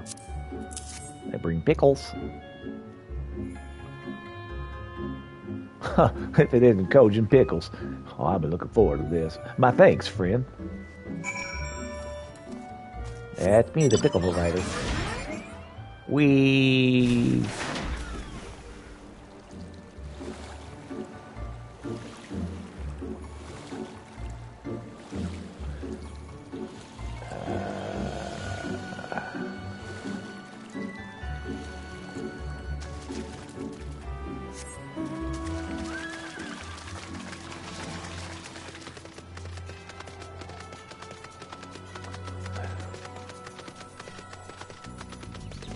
And my wife was playing this. She went over a waterfall and just like freaked out. I was like, no, that looks like a lot of fun.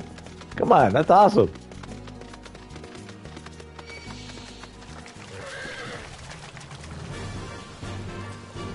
Go ahead and follow me into the water. I dare you.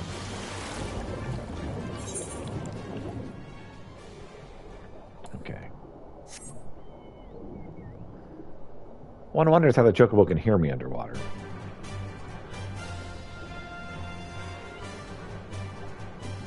Oh, you go around.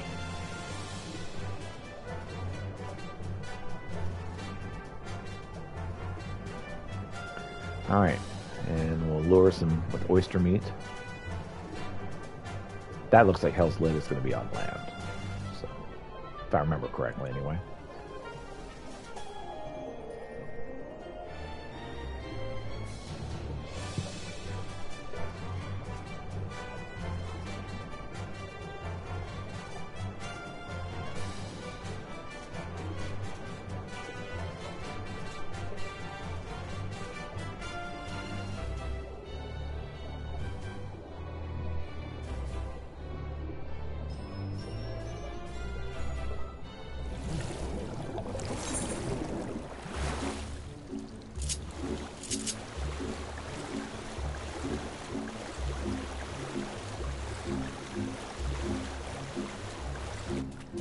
All right, to our destination, let's go. Oyster meat.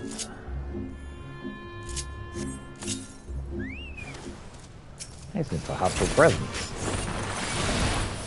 Ooh, will you be my friend? I don't think you're gonna be my friend.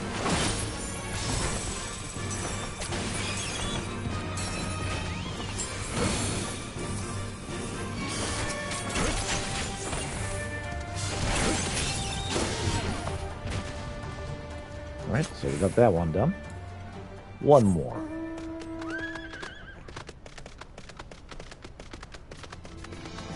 This thing is man-eating. Lucky for me, my Vieira.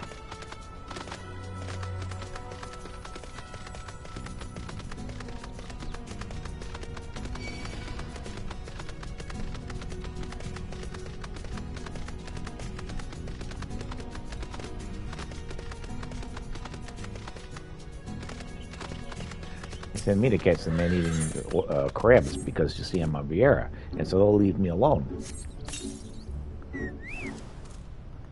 Oh no, they're not as discriminating against their diet as I was led to believe.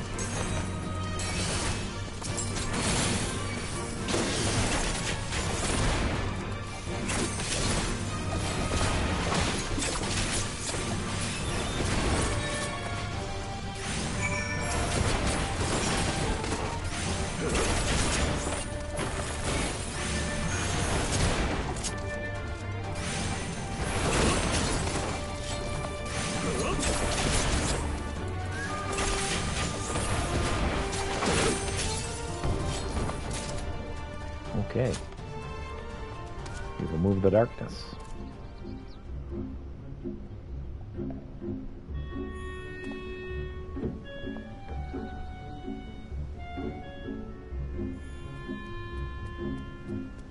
Alright. Okay, got it. Done with the coffee, on to water.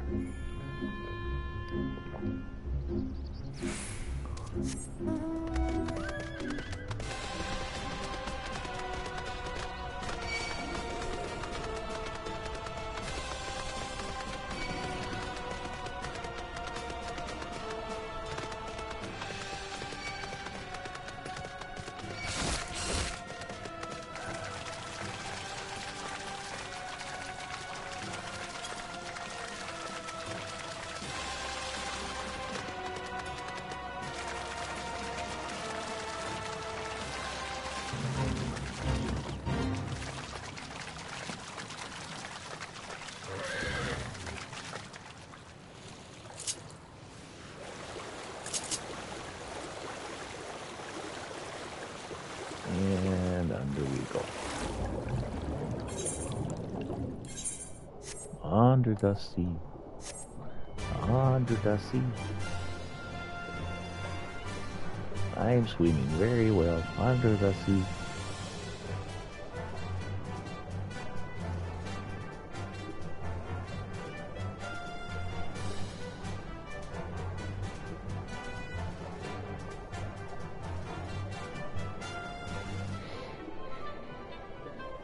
Okay, where do I enter from?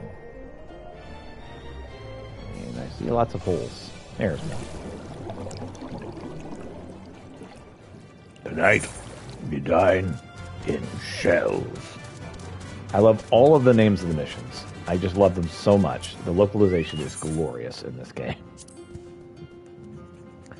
Ah, so you're returned. Have you obtained your share of carapaces? Yep, here you go. Oh, such big, fiery shells. This shall be a proper feast. Turn these over and fill them with ingredients, and in no time we'll have a tasty and nourishing XIV stew. Oh, the mere thought of it makes my mouth flood. You'll enjoy it too, I don't doubt. But as popular as it is, you must forgive us should it run out before you get a taste. Delivered the pickles, have you? Tell me, how did our Confederate friends respond? They were fans. So we continue to be held in good standing. That is well. A little kindness indeed goes a long way. That is the truth. In the past, we Kojin would purchase such treasures as the Confederacy seized in lieu of the ruby tithe. By maintaining amicable relations, we have first picked the merchandise. A fine arrangement, I'm sure you'll agree. All right. So how are we doing on reputation?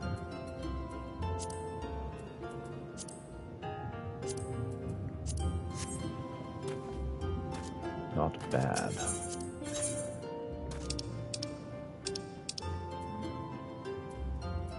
Buy seafood or ventures. Yeah, I think we're good there. All right.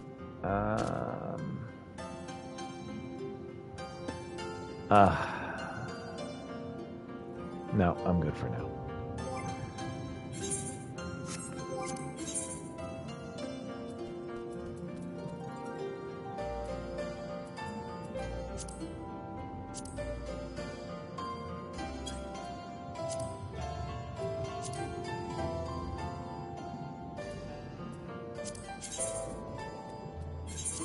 Let's go ahead and pull some double booty, shall we? I believe this is one of our last two things.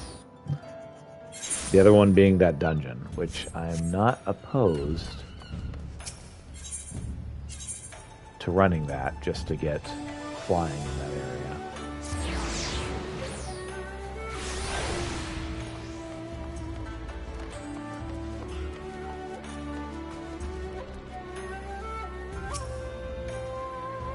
Greetings, honored sir. Will you be entering the Ruby Bazaar offices?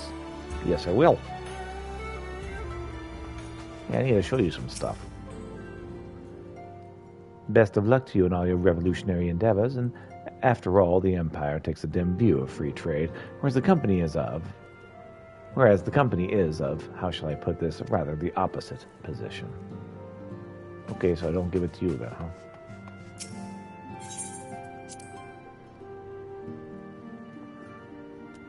Okay, so where is the scarlet flag I'm supposed to be showing to somebody?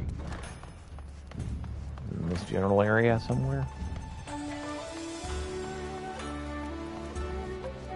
There it is. Hey there, East Alanard Trading Company merchant. Master Crowlins, what a pleasure it is to see you. How might I be of service to you today? You have a scarlet flag and an inventory list. Are these yours? You should like to know if the flag is or any others listed here came from one of our ships. I'm afraid I cannot help you there. Kikimo, however, might be able to tell you. She's in charge of inventory and currently stocking our ships at Pier number 1. Alright.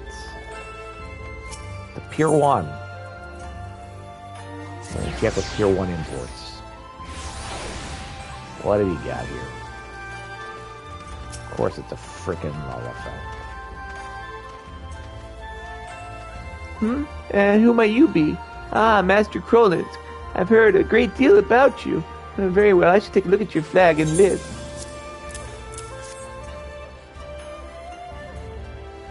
None of these items are even remotely familiar. It is as you suspected. You've been lied to. 'Tis a shame you were the one to ask. Had it been anyone else, it would have been an easy thing to claim the ship and its goods as his own. Many of the items listed here are worth their weight in gold, and then some. With this, these men could easily have paid the tithes several times over. Such luxurious items can be rather hard to come by, so do let me know if you and your friends are looking to sell any of this. We'd like to be more than happy to find a buyer for them.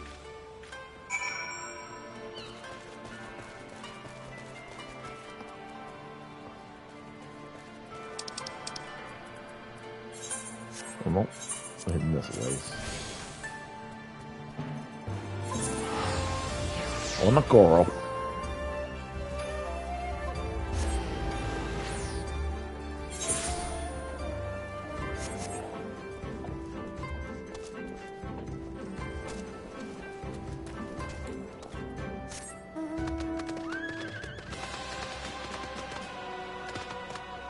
Oh, come on. There we go.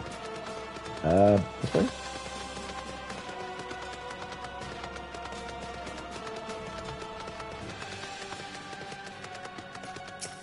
Yep, those men are imposters. Do whatever you want with them. Master Peter, you'll return. Very good. Now, if you'd be so kind as to give the flag and list back to me. Here you go. It was as we suspected then. In light of Mr. Kikimo's proposal, however, not even their evident guilt can sour my mood. Well, indeed, this is fantastic news, sir. If everything we had hoped for and more. Well, certainly promising. We're not yet out of the woods. Master Pieter, I trust we can rely on your continued support. I have a feeling we'll be needing it.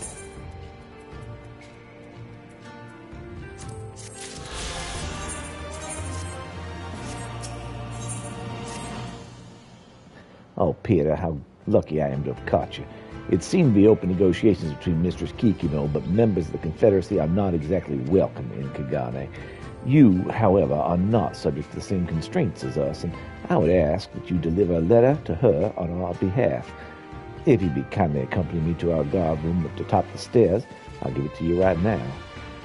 In the meantime, I'll go and take care of our honest merchant friends. Peter, I hope you'll work with the usual magic and bring us back some more good news.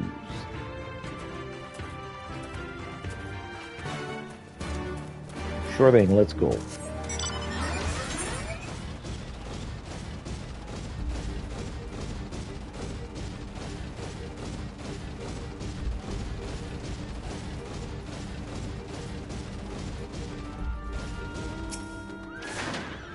Tsuchikage. Enclosed in this envelope is a paper that outlines all of our conditions and preferences.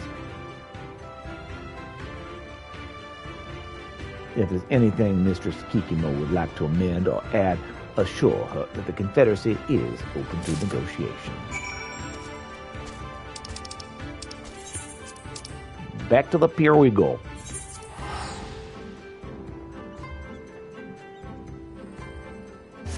Round and around we go.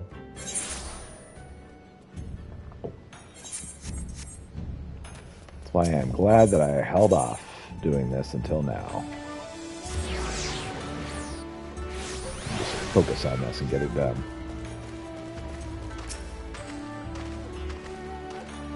Master Krolinsk, your return will bring you back so soon. I have this letter for you. Ah, yes. Well, let's have a look.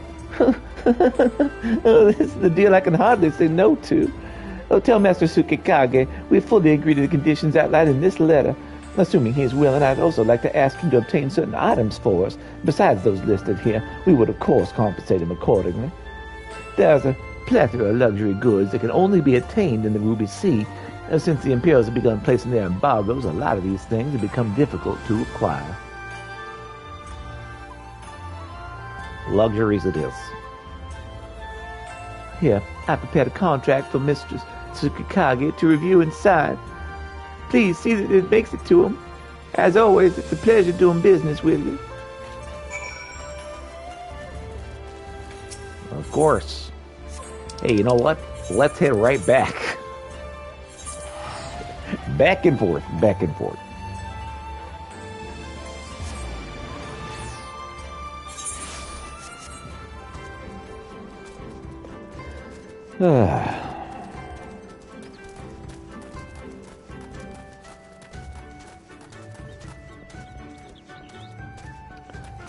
Just kidding. I'm going upstairs.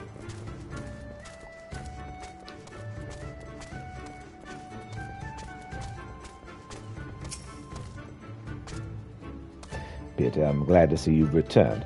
How'd the meeting with Mistress Kikimo go? No, she's real excited. She wants you to get some stuff from the sea for her. According to this contract, she's agreed to all of our terms regarding the loot and has even offered us an opportunity to earn some extra coin. This, my friend, is what we call a job well done. Now, let us see. On the side, she'd have us procure the shell of a decade-old tortoise, the teardrop pearls, and the soaking shark fins. All these are expensive commodities that cannot be obtained in Kagane, anywhere outside the Ruby Sea, for that matter. Mrs. Kikimo certainly knows how to play her cards. Chief, I'll go and get them for you. A very generous offer, Kanasaki, but sending you to search for everything alone will take far too much time. Well, let us divide the work. You can retrieve the soaking shark fins, and I'll find the turtle shell, and Sukume, you secure the teardrop pearls.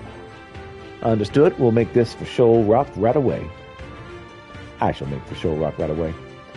Oh, there he goes again. Where's I believe even bothering to confirm how many fins we would have him bring back? That man is completely incompetent. There's no need to be so hard on him, Susanna. While perhaps a touch overzealous, he's simply looking to prove his worth to us. It's only natural, seeing how he narrowly escaped death at the hands of former shipmates.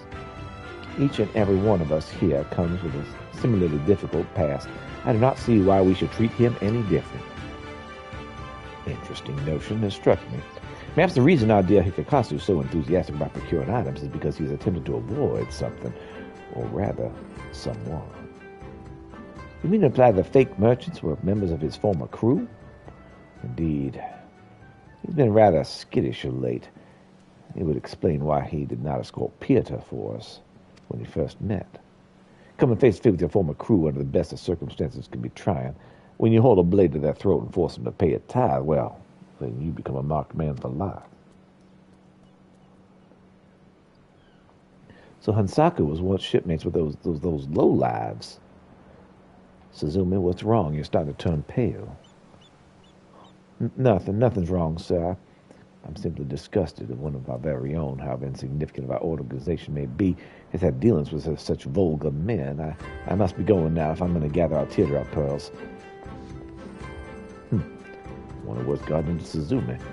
Whatever Hansoku's past, he was a Confederate now. Besides, we tied stones around his ex-crewmate's necks and threw him into the sea. I see no reason for her to be so upset. I suppose that's a mystery best solved later. Pieter, please do me a favor and go check on Hansoku for me. The boy's not exactly the sharpest knife in the drawer and has a tendency to land himself in trouble. Sure thing.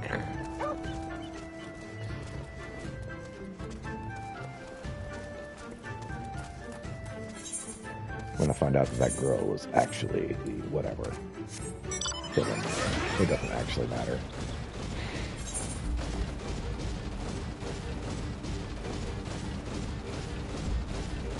That's just how these stories go.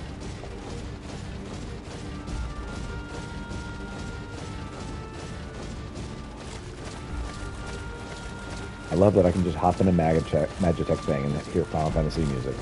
Final Fantasy VI music. At any time. I love that.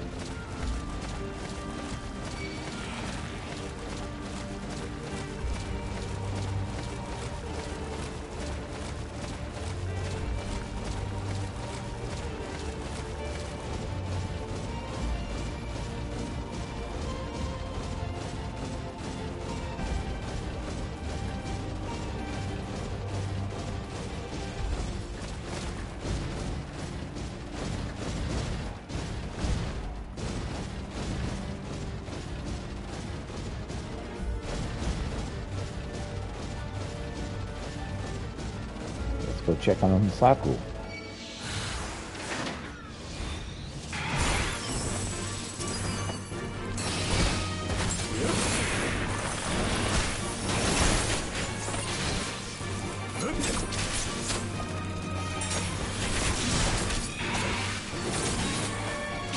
Dealing with the shark and the snake all at once.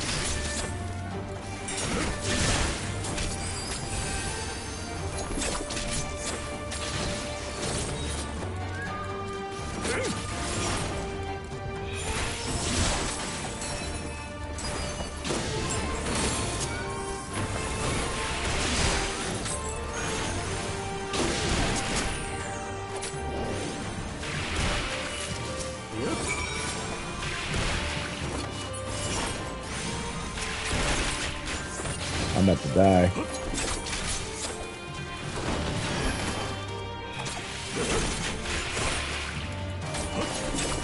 Frickin' water spray just took me down.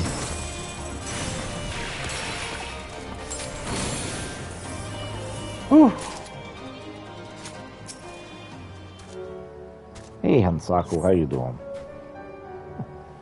Pieter, well, thank the kami you came when you did. I was about to be fish food and snake food and water spray sustenance, whatever it is. So the chief saves me from certain death yet again. Somehow I always manage to bungle up every job I'm given. What a complete and utter fool I am. Well, I suppose all that matters in the end is that we obtain the fins. I shall return to headquarters and inform the others. I'll meet you back there. Well, sun just went down. Let's trade out the... Oh, do I not have... I don't. Well, no wonder I haven't been changing minions enough. I don't have a minion set up for this particular character. Oh, dang it.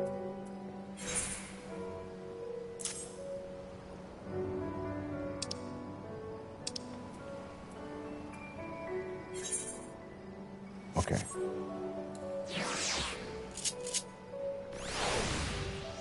Didn't have a minion set up with the thing.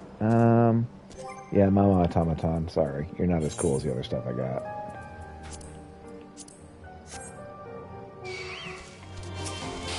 Part of the way I find out what I actually like is setting it on random and deciding when I'm disappointed. Okay, that's not something I need to have there.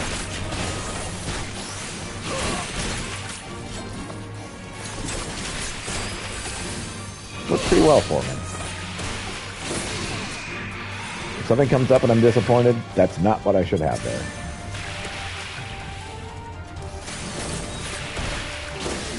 Wrong button.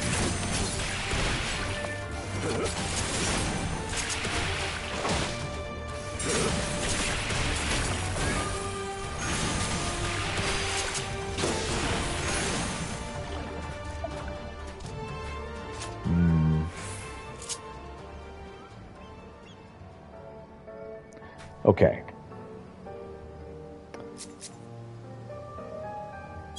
So I think I need to move this around a little bit. I think we need to move closed position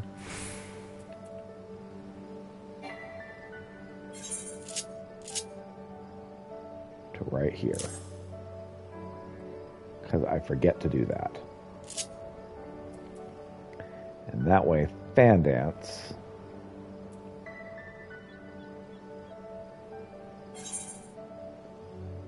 can be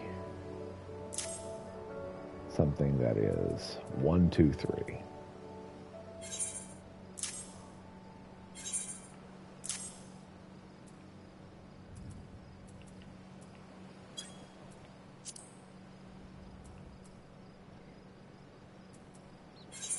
Grace can be here, and auto attack, because I almost never use it, can be here.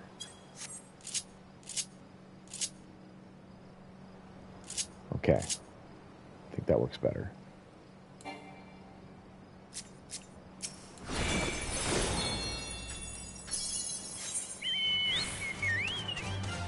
All right. So when they've got us distracted with this guy, she's going to go off and turn out to be this, that, or the other. It really doesn't matter. But she's going to be some plot twist or other.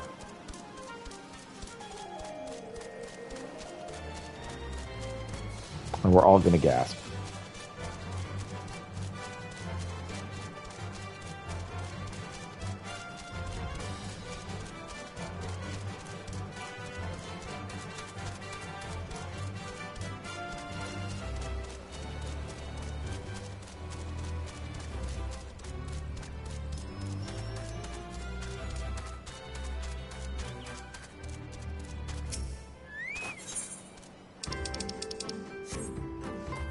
Alright.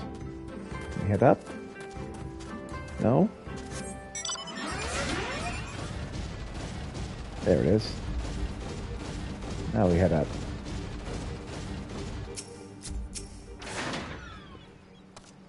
What's up, Tsukikage? I'm glad you made it back. Hanasaku told us everything. Thank you, Pieta. Seems my fears were warranted. Got some shark fins for you. Undetermined number. These fins, they're all in near perfect condition. They'll no doubt surpass even Mistress Kikimo's high expectations. And now that we have everything, let us deliver the goods to our client without any further ado. I shall prepare one of our ships and begin stocking it then. Very good, Suzume. Although she tries hard to hide it, Suzume is far less cheerful than usual. Is she all right, I wonder? Well, she's probably just exhausted from her search for pearls. Chief, if members of the Confederacy are barred from entering the port city, how exactly are we supposed to meet with our client?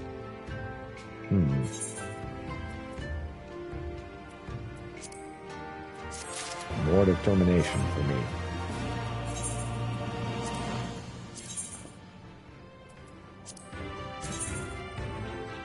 Not critical hit. Alright.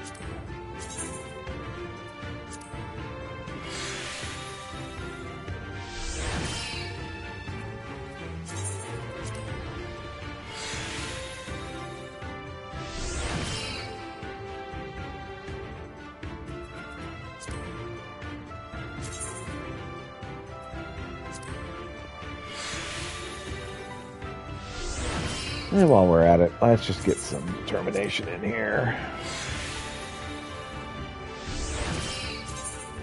Because we have a lot.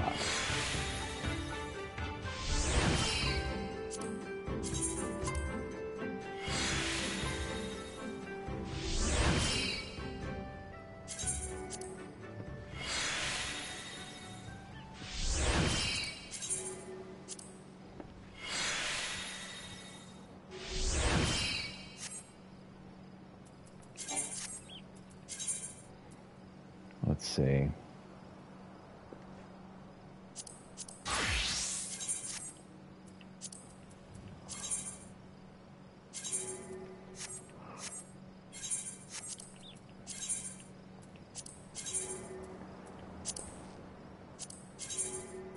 It does more good melded than not, so let's just meld the heck out of everything.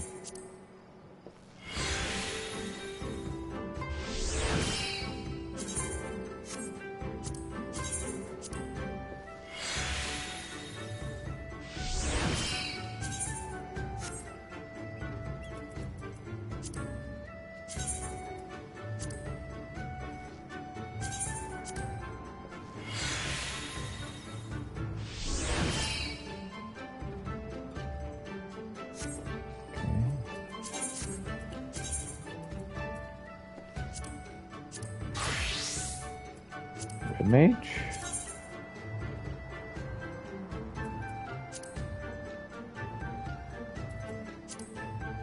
Yep, all the material sucks. Alright,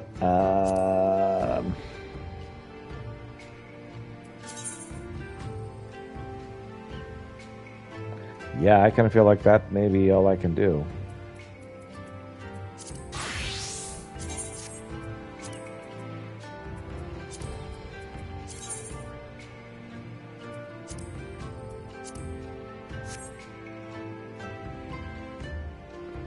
Okay.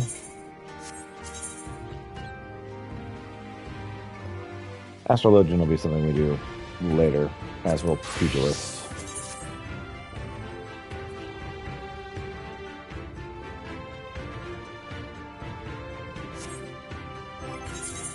Alright. Back to the Lord of Events. Tsukikage is eager to deliver his goods to Kikimo.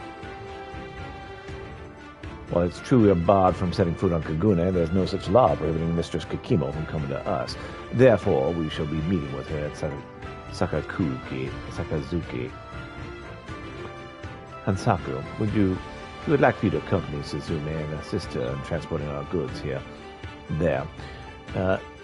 You are then to unload them and bring them to our rendezvous point. Understood? You got it, Chief. Peter, this will be my first time meeting Mistress Kikimo. I would like to have you accompany me.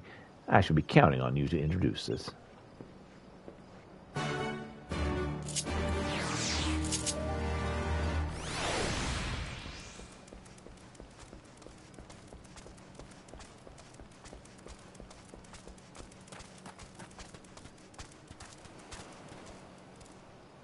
Yeah. Hildebrand is fantastic. Everything about Hildebrand is fantastic. Best character in the game so far.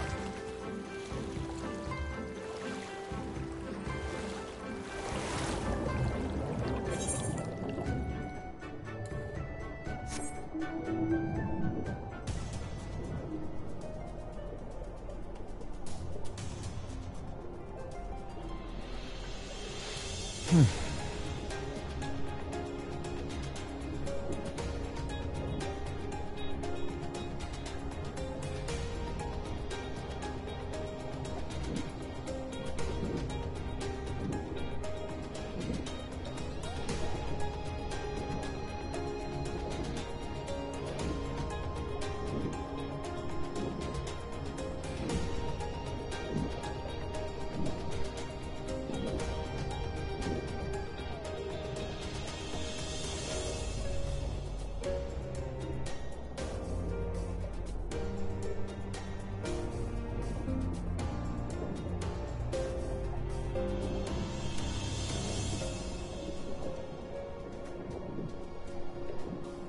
let's just swim on the ocean floor here for a bit.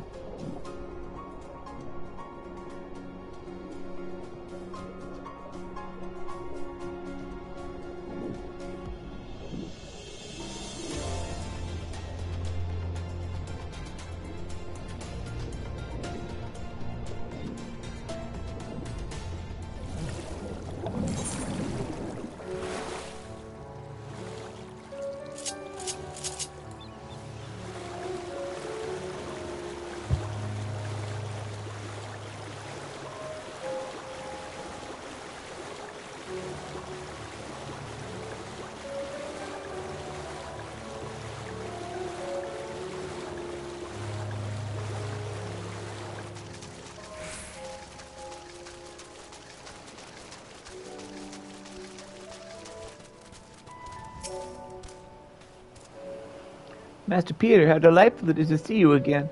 I presume this man here is none other than our new business associate, Master Tsukikage? You betcha. Hello there. Mr. Kikimo, it's a pleasure to finally meet with you. Before we turn everything over to you, please first allow me to present you with these.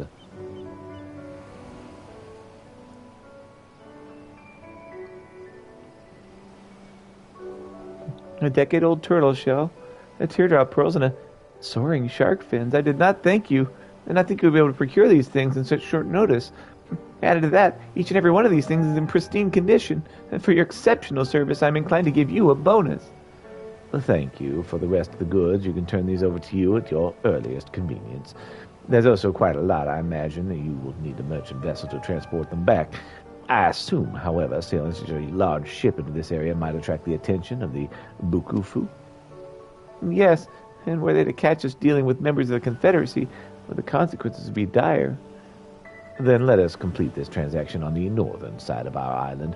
Once you return with a larger ship, we can load everything up there, out of the reach of the prying eyes of the Hingan soldiers of the Ruby Price. An excellent idea. I shall return to Kugane with a mercantile ship, prepared for departure. Master Kukigage, I'll be leaving you here, till we meet again at Suzuki's northern tip. Glad we could help.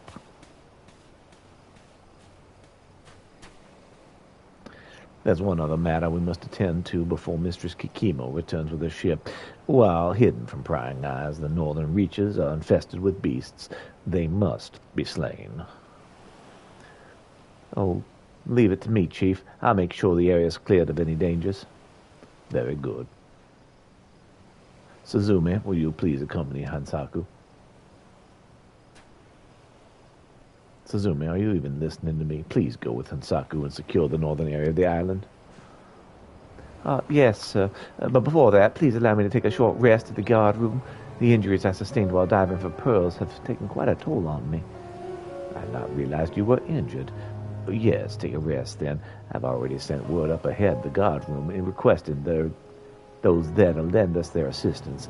Upon your arrival, tell them that they might meet us at the trading spot. Yes, sir, I'll be sure to do just that. She's not suspicious at all. Well, there's no need for that, Chief. I can take care of everything on my own.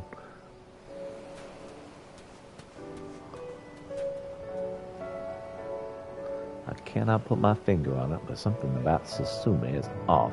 The dark, angry look she has when she's thinking no one is looking. It reminds me of the expression she wore when she first joined the Confederacy.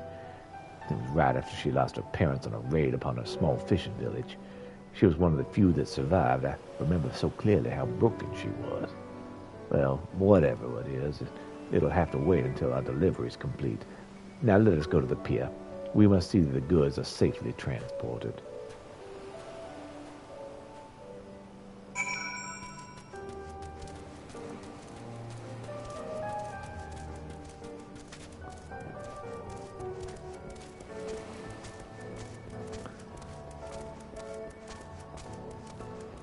Tsukikage, what's up? We are missing some of our goods, and thank you for informing me. I shall take things from here. Who's she been dealing with? Pieter, impeccable timing as always. My men just finished their final round of checks when they discovered that our most valuable item, the crimin-shelled ring, has gone missing. We must track down the thief immediately. Please go and get Sasume. She should be in the guard rooms and will come out if you call to her.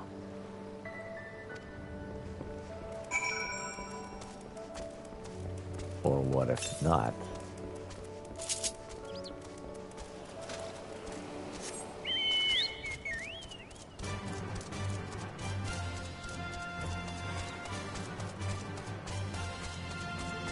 She ran off and did what, I wonder?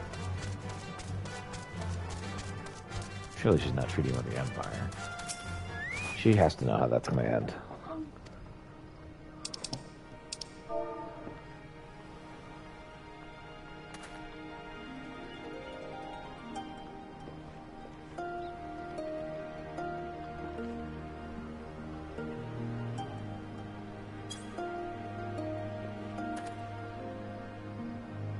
You're looking for Suzume, I take it? Well, you'll have no luck finding her here. She's long since gone to help clear up the meeting area of the beasts. Originally, I was to go to Hansaku, but she insisted on taking my place. When Suzume left wearing a pearl ring, it became immediately obvious what was going on. She and Hasuka were having an affair. I cannot wait for them to return. I wouldn't let them hear the end of it.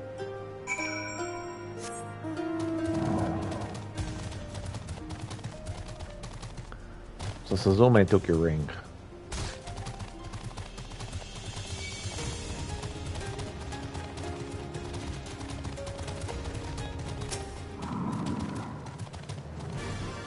She left to have a tryst with Hansaku. I don't think so. I think she got the ring from your booty. Or at least that's the conclusion one of my comrades came to, because she was wearing a crimson shell ring when she left. Oh, nothing about this story sits right with me. Suzume often openly scorns Hansaku, and added to it that I cannot bring myself to believe she would steal from us. Even if she did, she's not foolish enough to flaunt her loot. Someone must have made a mistake when reviewing the inventory list. Yes, that's it. I shall survey everything once more, and that'll clear up this whole misunderstanding. Hold on. Says here the allegedly stolen ring is a Kasui ring. The pieces of the puzzle have finally fallen into place. Do tell. Kasuri is Susume's last name. Her parents made shell jewelry for a living. All their work bears the signature, including this crimson shell ring. One of the thugs we apprehended earlier was wearing this. That means there's a chance that he had a hand in the raid that took her parents' lives and might even be personally responsible for her death, or their deaths. Uh-oh. Revenge. This bodes ill. Hansaku, he was once a part of that crew, which means... Oh, damn it, Susume. Don't tell me you are foolish enough to attempt to get revenge. Oh yeah, that's totally what's about to happen.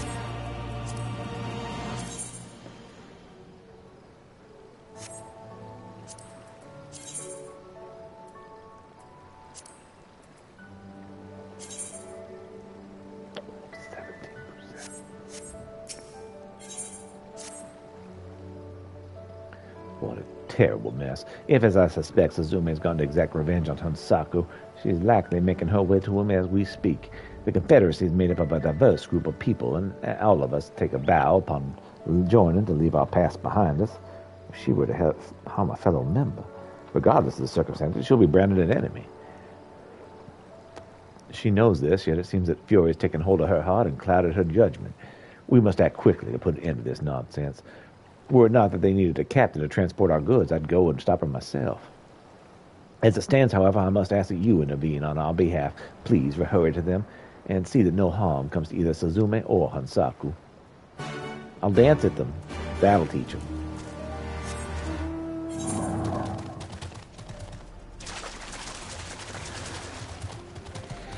Dance until the darkness leaves their hearts. And then I can kill the darkness.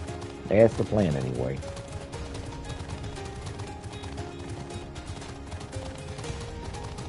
I'll heal them with the power of friendship.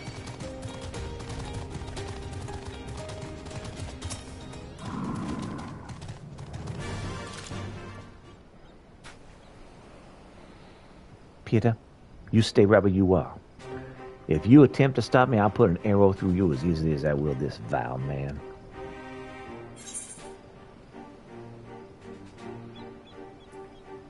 The pastors and the past are both part of the Confederacy now.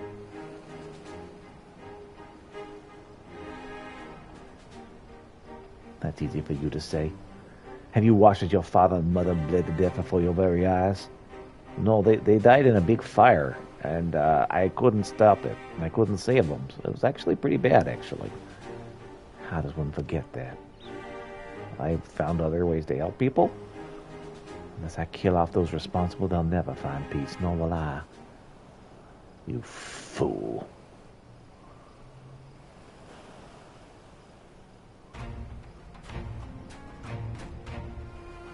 The men and women here, we are your family now. To lay a hand on your brothers and sisters is to relinquish your life. You ready to pay that price? I would not be here if I was not. Very well, then. I will not stop you. However, you are to settle your accounts with Hansaku only after our transaction with Mistress Kikimo is complete. The Confederacy's entire future depends on the success of this trade, and I will not have you ruin it for us. Very well, sir. For the kindness you and the other pirates have shown me, I shall comply with your request. Good. The two of you to go and secure this perimeter. Now. Yes, sir.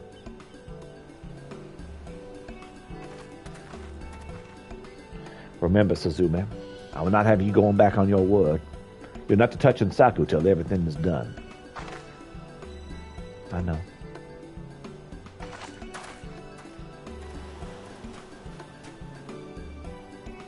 It seems you made it here just in time to prevent what could have been a catastrophe. Thank you, Pieta. Now I must return to the boats and check up on the cargo. Might you remain here and help clean up the area? And while you're at it, please keep an eye on Suzume to make sure she does not step out of line. Of course.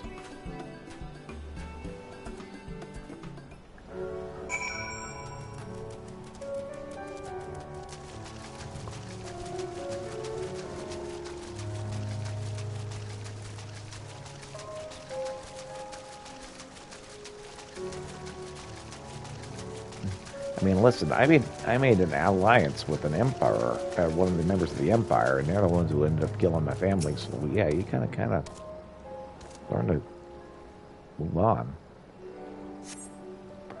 You spy no dangerous creatures in the area. Best now go check upon Suzume.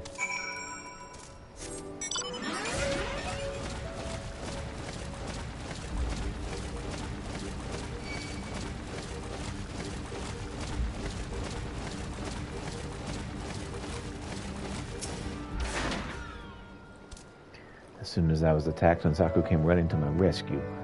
We are both too injured to move, but the monsters are no doubt still lurking about nearby. Like right in front of you? Yes. They're hiding in plain sight directly in front of us.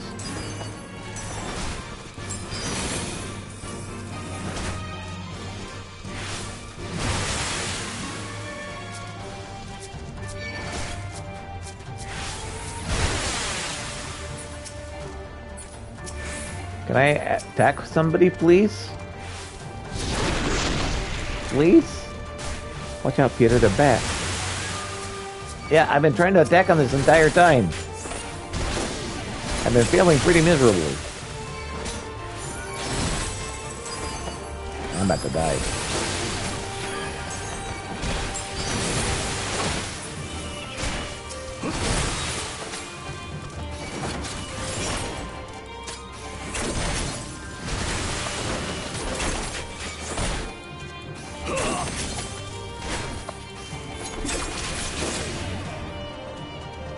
Holy cow, how did I survive that?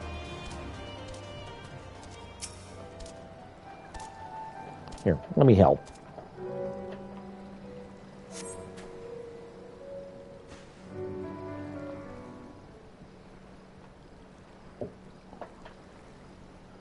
Thank you, Pietro, for saving us. Sure thing. I was so blinded by the rage I did not notice the beast crept up behind me. If Hansaku had not come when he did, I would have died. I suppose in saving me you sought to earn pardon for your crimes? It was not to gain your forgiveness. I threw myself at them. I was acting purely on instinct. I can believe that. You never will want to think before you act. Stop smiling. It wasn't a compliment. Ugh. You are a fool to the very end. Who goes out of their way to save the one person trying to kill him? Perhaps, however, the bigger fool of the two of us was me. Where you constantly look to the future, I'm desperately clinging to the past. My parents, they would not have wanted this.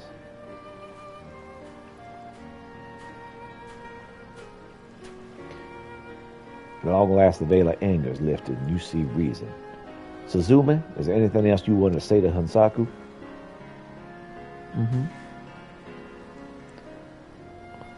Hansaku, I'm sorry. I was a prisoner of my own painful past, and through your actions, you set me free. I did you harm. Should you wish me to leave the Confederacy, I shall do so. Leave? I'd never ask that of you. Suzume, this is your home and we your family. You belong here with us.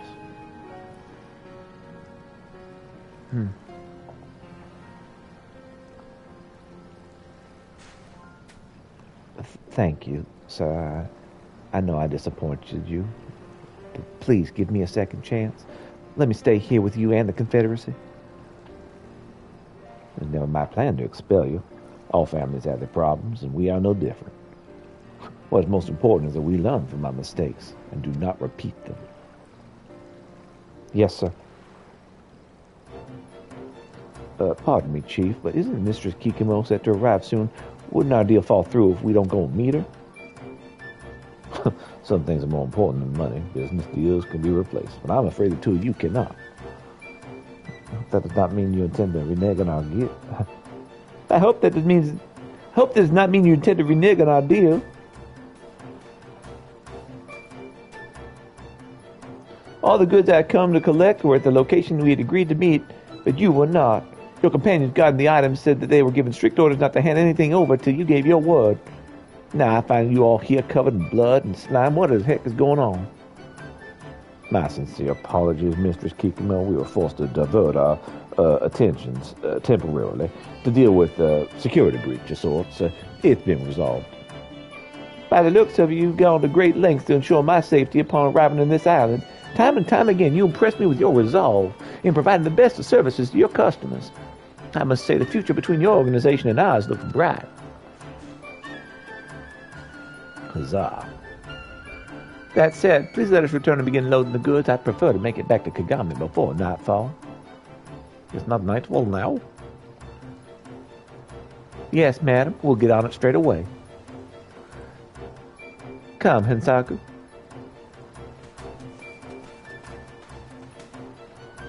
It's like before sunrise. You want to get this done before nightfall? How long do you think this is going to take? Peter, your help has been indispensable. Not only have you saved my two subordinates, but the Confederacy as well. I must go and oversee the remainder of this transaction, but I ask you please come find me later at the Onokora. Sure.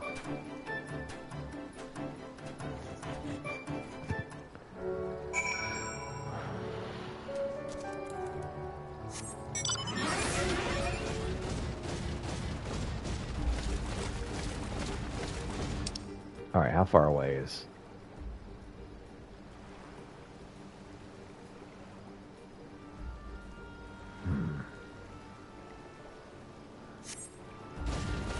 Okay. I'm going to go ahead and go do that mission, I think. That optional dungeon. So if you want to join me, more than willing to have you along. If not, I'll just do it with NPCs. I was saving that with the wife, but that'll give me... Right. It'll give me a chance to fly. And I have a feeling I want to fly around here. Especially with there being a beast tribe nearby.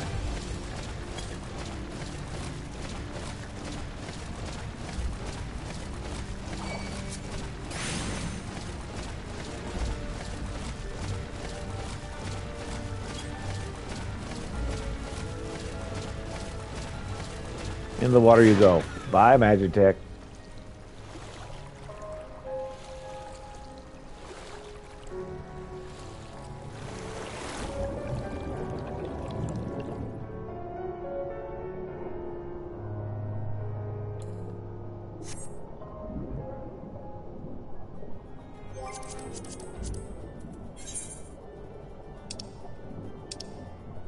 Oh, did we not friend each other? Empty? Oh, we did. Alright, I'll have to do that.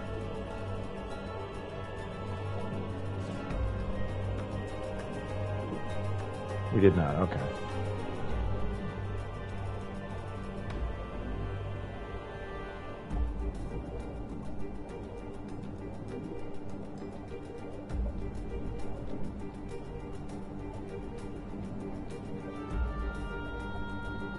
Well, unless you have objection, I'd be totally willing to friend you and make it easier for us to do missions together in the future. I think I need to be a lot further down than this.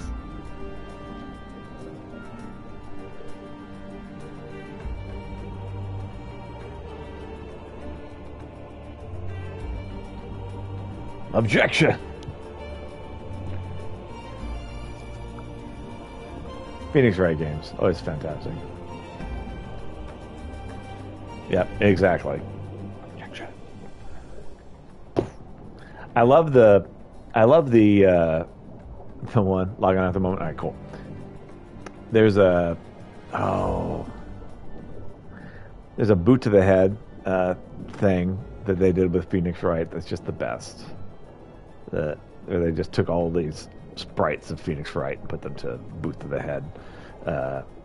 Audio comedy from the 80s, I think it was. All right, while you're booting up, I'm going to get some more water. Burb.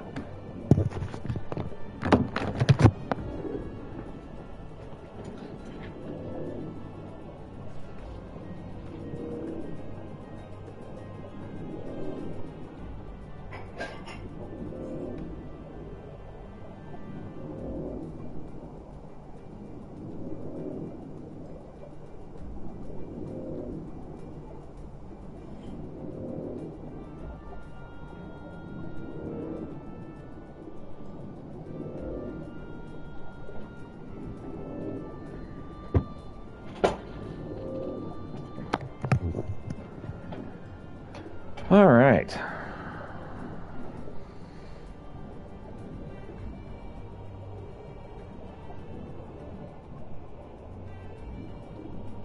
Just chilling in the water.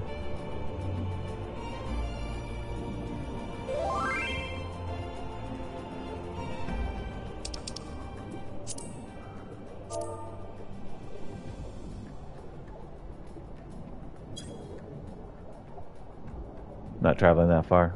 Alright.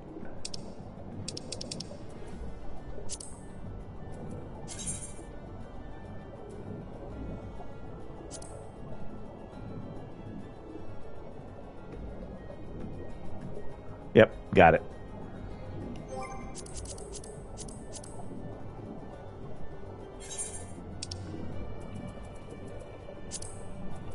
Okay, and invite to party. Okay. If Finn is still around, we could do that as well, but he may not be. Should I wait or should I just go in?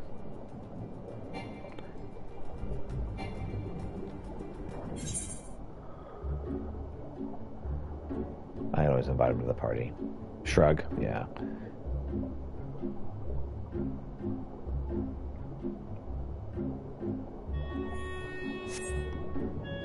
Hold on, which one am I doing? I forgot. Shushi of Violent Tides. Okay. Shushi of Violent Tides is what I want. There it is. Joined. Here we go. Oh, wow. That was fast. Okay. Let us roll then.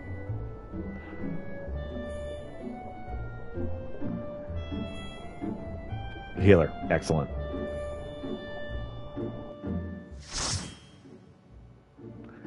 I'm going to be an incompetent DPS. Much better healer, but you know we'll do the best we can. My main problem is like I have my main is a healer, my alt is a tank, and so I end up playing DPS as a tank is what I end up doing. I just stand there and attack, attack, attack, attack, getting slaughtered, attack, attack. You need to maybe do some other things, mix it up a little. Okay. Stop. I was trying to say hi and was failing. There we go.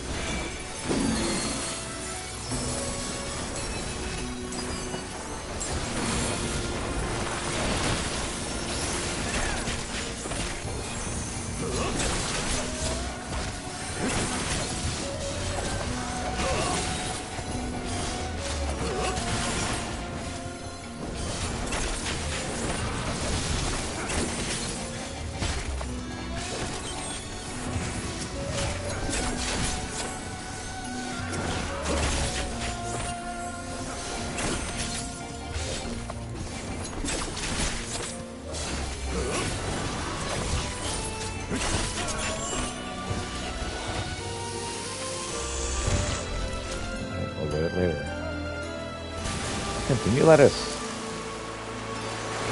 Death Dance Preference no DPS? Okay, that's good to know. I will do that in the future. Tips are appreciated.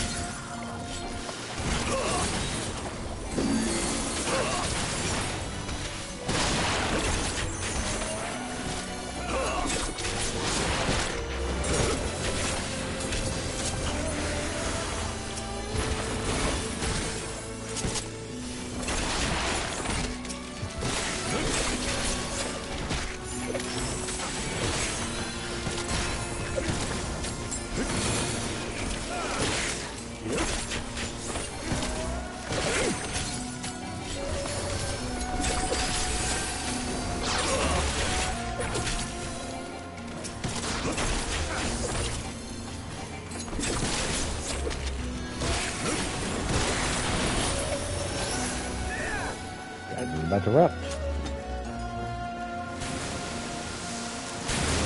These guys are inside.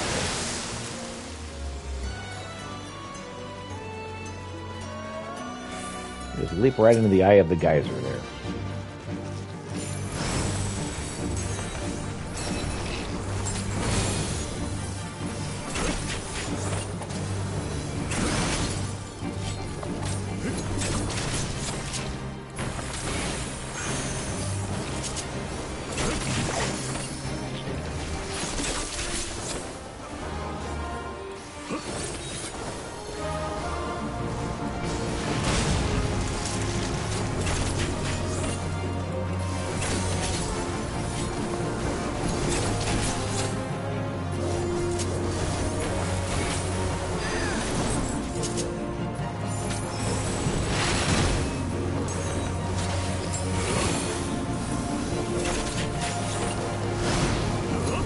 Here he emerges.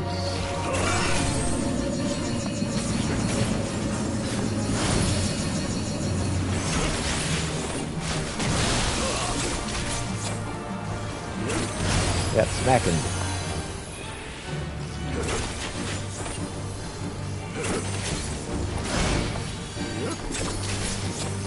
Thanks for the heal.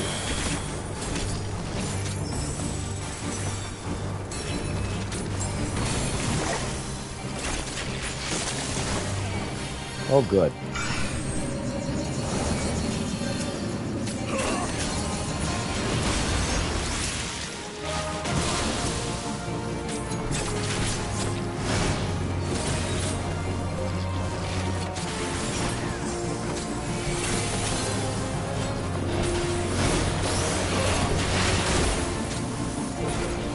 Down you go.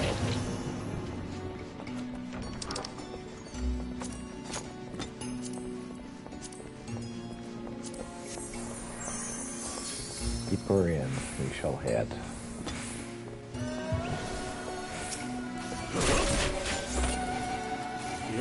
No, wrong button. Okay though, this is fun.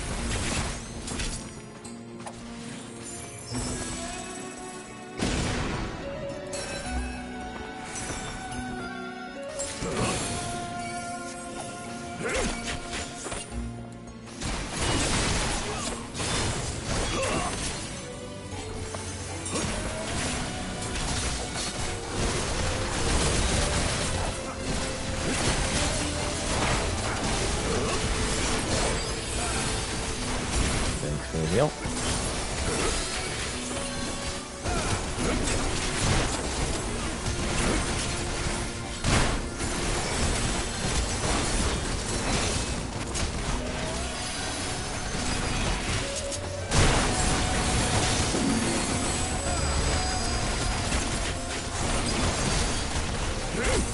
Setting up all the power spells.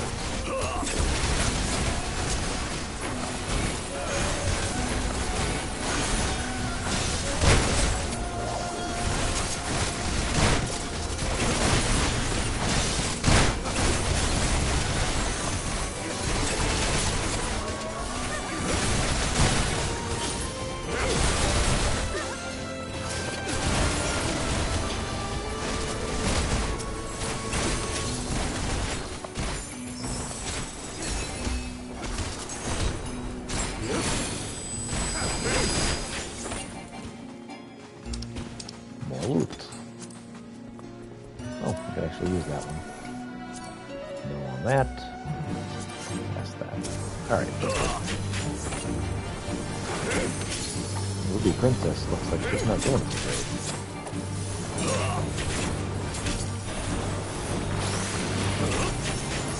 I like it is mine, huh?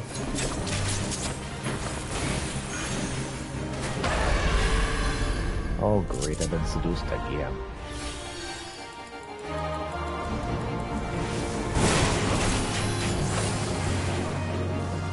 Depressingly easy to seduce.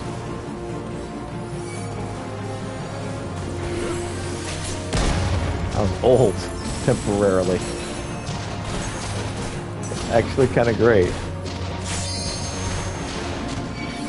I'm old again. Guess I should stay away from that box, huh? Oh no. Keep getting old. Not as good at dancing as I should be.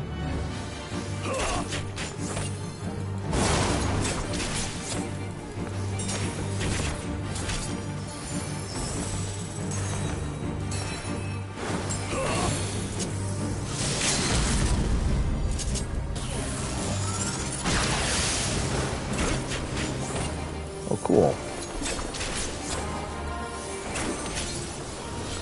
I hit her with a crossbow. Maybe that'll teach her. To mess with a dancer with a crossbow.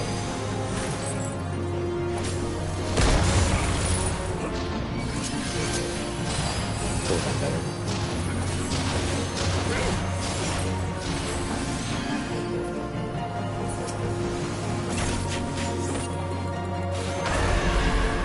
I've been seduced again.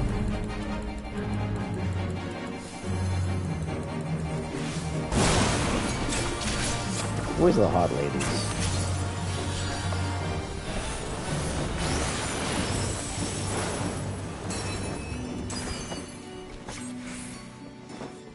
Oh, down she goes.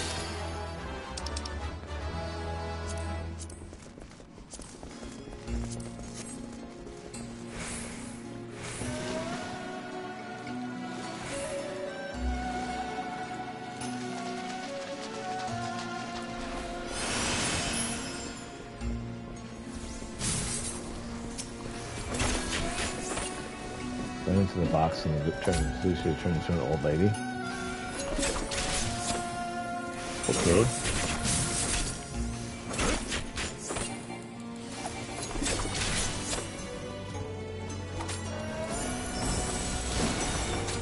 Try to remember that for next time.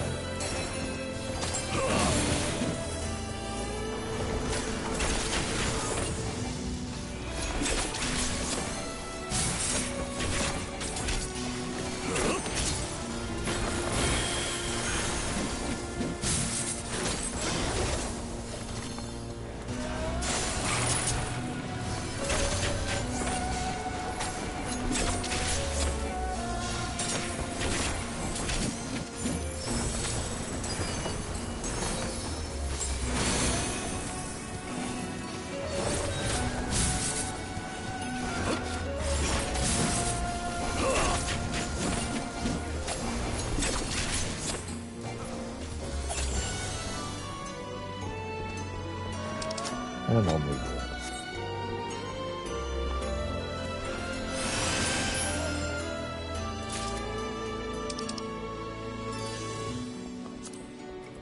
Pass on this too.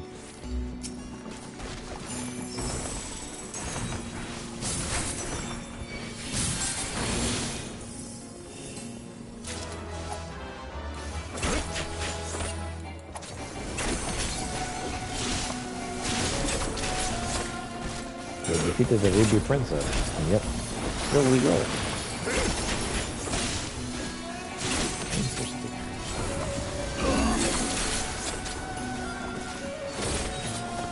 I thought that would be it.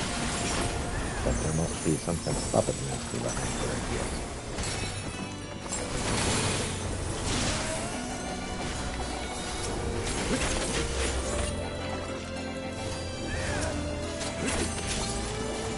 That Kraken's bold. He has not a little bit of hair on him.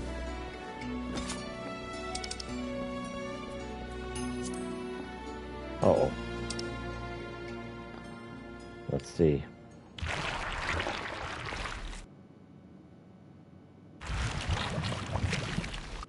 Is it Ursula?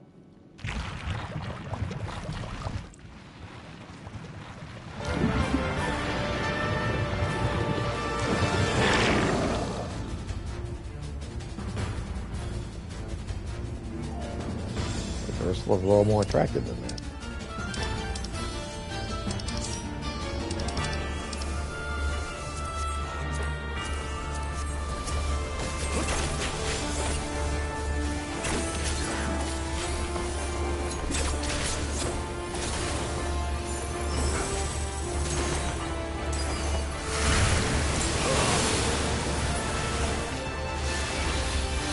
Oh boy.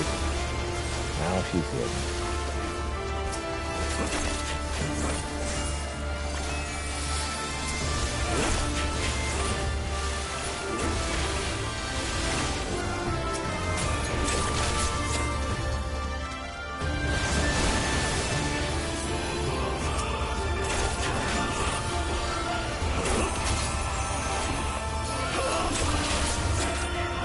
Epic music.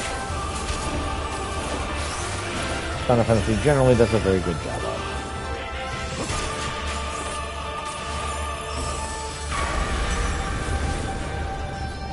Yeah, that's good. Ooh.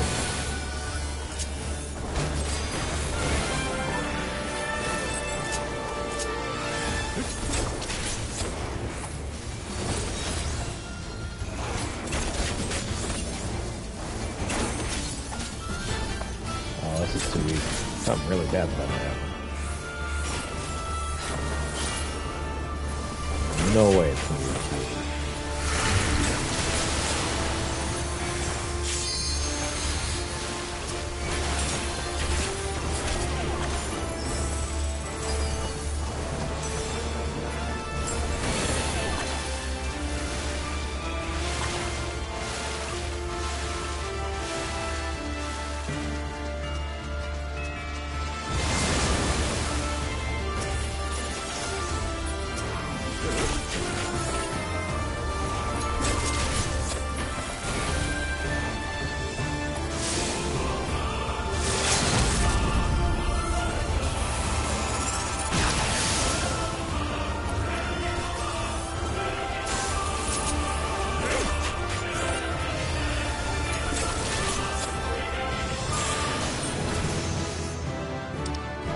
Success.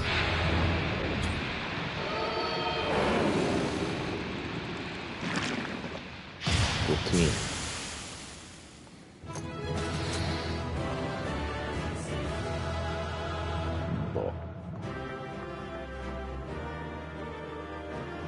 Walk into the box.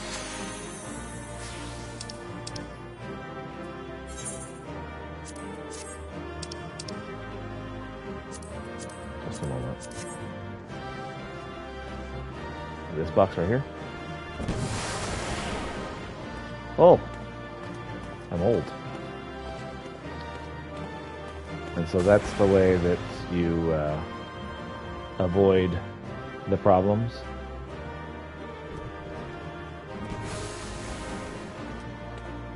You're old too.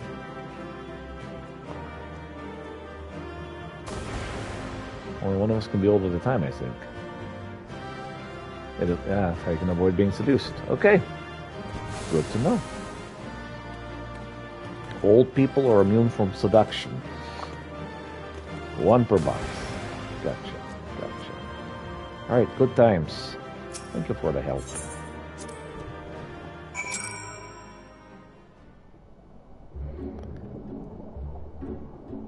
Speak with Drusilla. Oh, Drusilla? Drusilla, are you here? Yeah, there's correct. Whatever. Hi. I know not how to thank you. You saved them, Peter. You saved them all. Even the Ruby Princess. While she's unharmed, she's currently unconscious. Shiosai's carried her to Suinosato, where she might rest undisturbed. Looks as though it might be a while before she wakes. Before we speak any further, however, let us return to the village.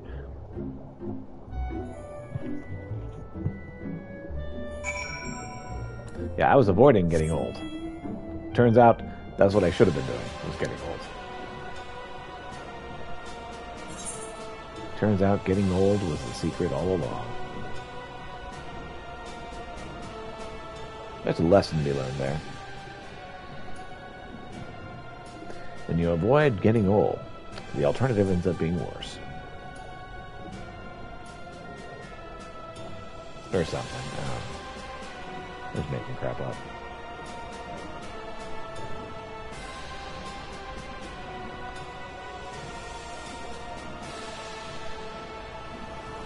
Awful dark.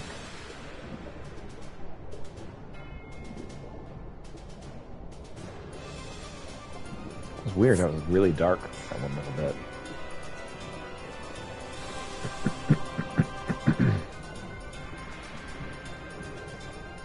Appreciate the help.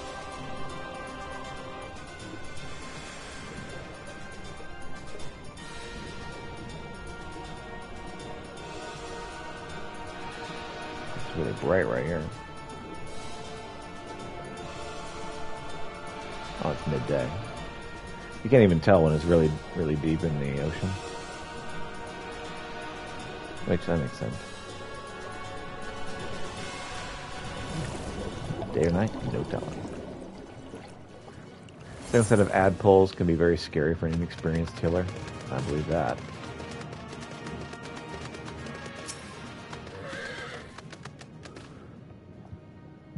Please allow me to once again thank you for your help. You may be happy to hear the palace guards are all slowly beginning to return to their senses. It seems peace has finally been restored to the palace.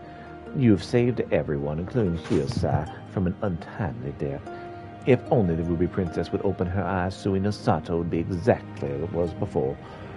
I suppose we must simply be grateful for how well things turned out.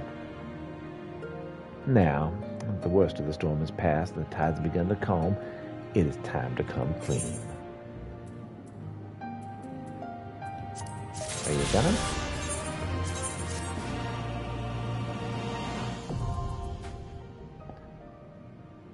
Ruby attainment complete. Got a hung up aiming. Okay. I can flew. I can flew. I can flew. I can flew. No, I like flew better. No. It's flu is fine. It's flu season. It's fine. Kurenai is ready to divulge her great secret. The hour of truth is upon us, yet I am just unsure where to begin. The Ruby Princess, who quietly slumbers on, she... perhaps it's easier to explain if you could look upon her as I speak. Please follow me. What is the purpose of a flu shot? It's to give you the flu, obviously. That's how it works, right?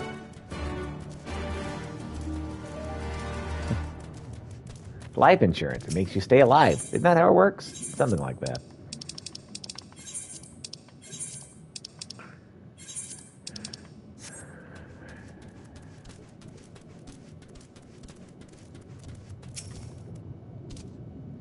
I'll be bringing her out shortly.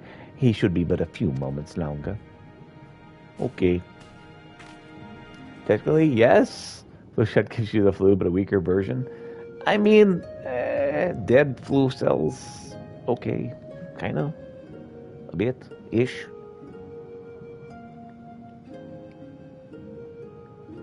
Oh, who is Sui? Why do you refuse to open your eyes?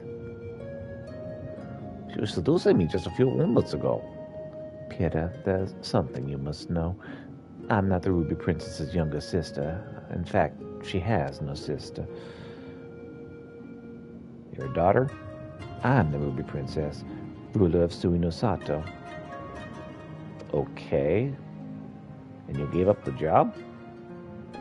The slumber girl before you goes by the name of Hisui and is my dearest friend. We have known one another since childhood. Your Grace, I'm entirely to blame. Had I been more prepared, more aware, Lady Hisui would not be in this sorry state. Their outfits are glorious. You see, a few days ago we received visitors from the outside. They had come to prepare a court ritual. To protect the Ruby Princess from any potential dangers, we decided to conceal her true identity. I had Her Lady-in-Waiting Hisui take her place, as she and Her Highness bear a great resemblance to each other, something owing to the fact that they are distant blood relatives. I was confident no one would notice the switch. I was right, which is why when proceedings commenced, it was Lady Hisui who became possessed by the terrible fiend they summoned, and now, well, you can see for yourself what has become of her. To mitigate such a disaster, severe restrictions on who can enter and exit Hisui of the violent tides has always been in place. And in fact, even the Ruby Princess is forbidden by law to leave its gates. When wraith after wraith began appearing, however, I was left with little choice. I whisked Her Highness away to the village and had her pretend to be the Ruby Princess's sister, Kurenai. Kurenai. That was the name I had before my mother passed, and I assumed the title of Ruby Princess. It was also the name Hisui would call me by growing up. For as far back as I can remember, she was there for me. In the best of times, the worst of times, all the laughter and the tears we shed. Hisui, is this truly where it ends? It does resemble you. Forgive me, Your Grace. This is my fault. If only there was a way I could go back and prevent all of this. Shiosai, there's nothing to forgive. None of us could have predicted this would happen. You're no more to blame for what this happened than I am. Pieta, now that you know everything, I hope you do not think any less of me for my lie.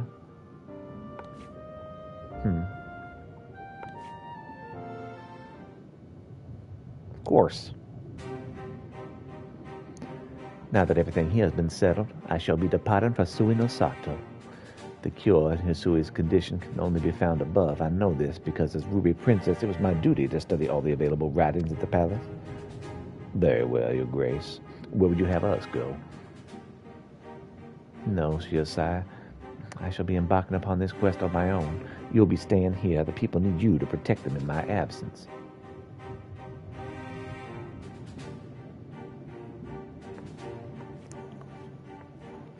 Good luck.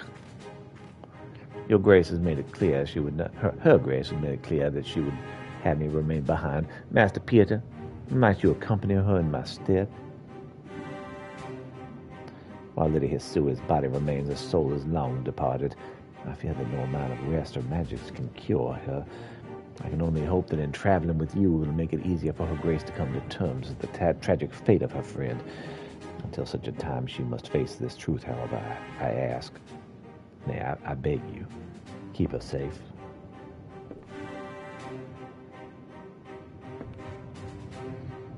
Of course.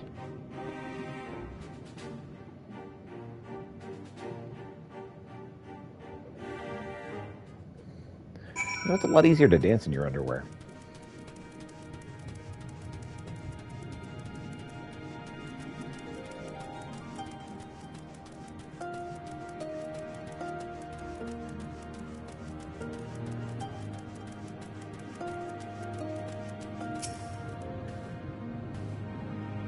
You're offering to accompany me in my travel? Oh, this is incredibly generous of you. Well, thank you. I shall give you some time to prepare before leaving for Suinasato.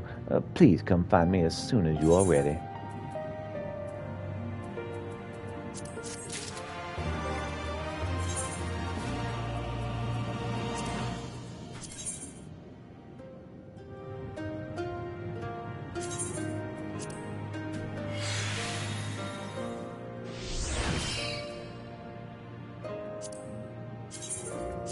More critical hits.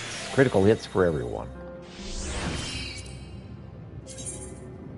Oh, not there, though.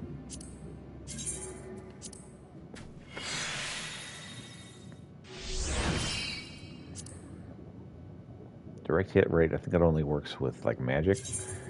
We're going to pretend that it works with this, though.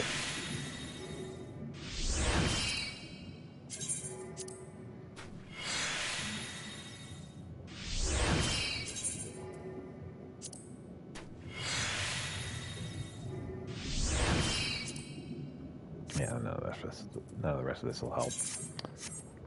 Okay, what's up, Kurenai? Ruby Princess is waiting for you to join her. You're ready to depart? Excellent. Let us make for Anakoro. I believe we'll be best served by beginning our search there. You see, while we have next to no contact with the outside world, we do receive the occasional visit from Kojin of the Blue. During one such visit, I was given a tome filled with fairy tales. It was old, worn, and from what I was given to understand, written in Kugane. It was in a story about a fisherman who sailed the Ruby Sea. In it, while traveling, he came across a princess who'd fallen into a years-long slumber. She was eventually wakened after taking an elixir of some sort. What intrigues me, however, is the fact that many of the places this fisherman visited existed in the real world. It makes me wonder if perhaps this story is rooted in reality. The tale begins in Anakoro. I trust you'll escort me there. Of course. Thank you. Now let us depart without any further ado.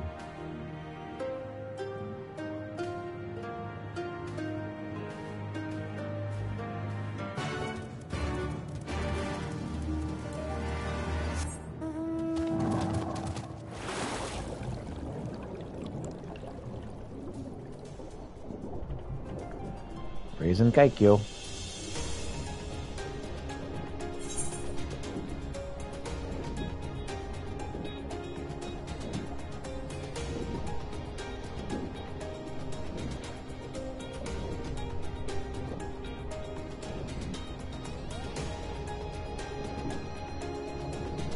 Apparently, in the same area. Hey, I can fly! Excellent.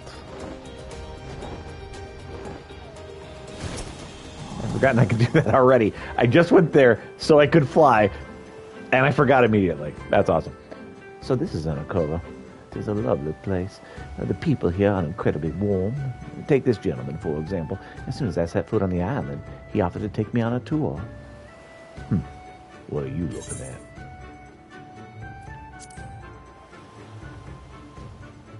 So you're going to stand there and ignore me? Is that it, then? Wait a minute, I know you. My comrades talk about you all the time. My apologies, sir. I was just joking with you, of course. One could never be richer. One could never have enough rich and powerful friends. That's why I approached our young charge. I figured that if I helped her now, she'd someday return the favor, should I ever need it. So what brings you to our island? Well, you know, this, that, and the other. You're looking to learn more about the fairy tale. I know nothing of fairies or tales, but mayhaps I can direct you to someone who does. I love that garden. There's a fisherman who visits us about once a year to hunt for treasure. Some of the men here say he's old as the sea themselves. I reckon he, if anyone, will be able to tell you about your story. Lucky for you, he arrived just the other day. You'll be able to find him at the Quickscape Pier. Freudian. Well, thank you for your assistance, sir. We'll go speak with him right away. The Quickscape Pier, of course, everyone loves that. Not to worry, little lady. Just be sure to remember my name and pay me back when the time comes.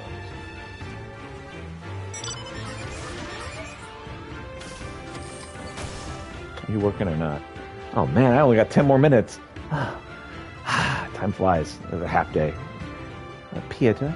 Did the kind gentleman ever give us his name? Man, I don't know. Without a name, I'm afraid I'm going to be able to send him payment for his help. Oh, it's terribly unfortunate. There's little that can be done. Well, let us promptly make for Quickscape Pier. We do not want to miss the fisherman. Okie doke. You working or not? Come on. Come on, computer. Wake up, computer. All right. I was checking right here. All right. Oh, you tuned all the ether currents of the sea.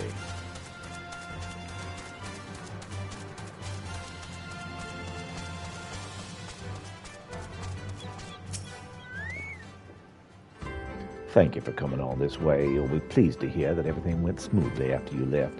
Suzumi and Hansuku were quick to load the ship. It was almost as though nothing ever happened between them. You, of course, are who we have to thank for that. We are greatly indebted to you for all that you've done for us. While you may not be an official member of the Confederacy, we have come to think of you as family.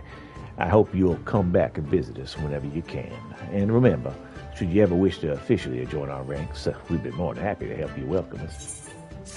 More than happy to welcome you to us. More than happy to welcome you. I was like, wait, hold on. Something's wrong here. I got it. It's all good now. Ooh, I can fly. Ah, yes. Everyone loves flying.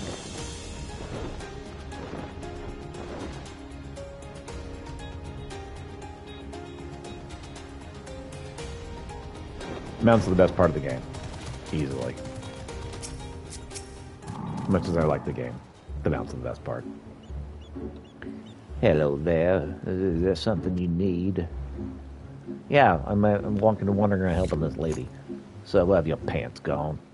Or the tale of the fisherman in the Ruby Sea. Yes, indeed. It's been a long time since I heard that one. I believe it was my grandfather, my great-grandfather who told me. Or perhaps my great-great-grandfather. Perhaps. That is all good and well, sir, but if you could just tell us the story.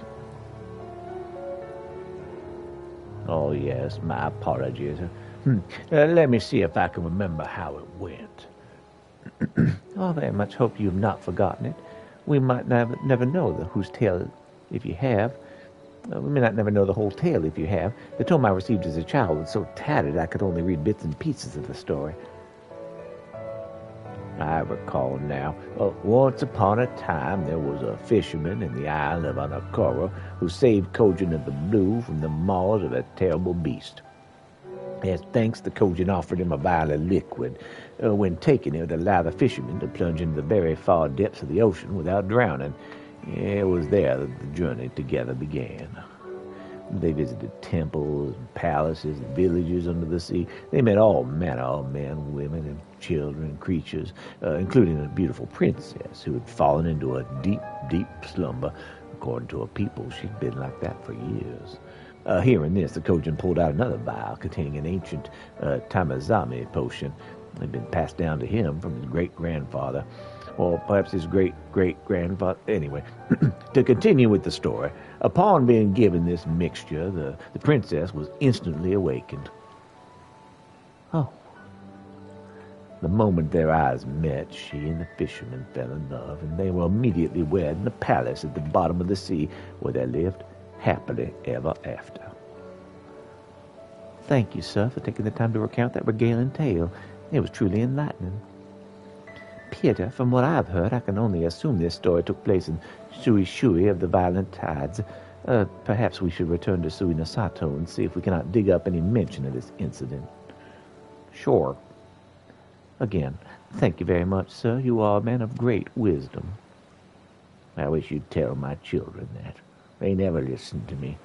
Everyone's always wandering off and not listening while I'm telling my stories. They never pay any attention whenever I'm talking, and they just, hey, where you going?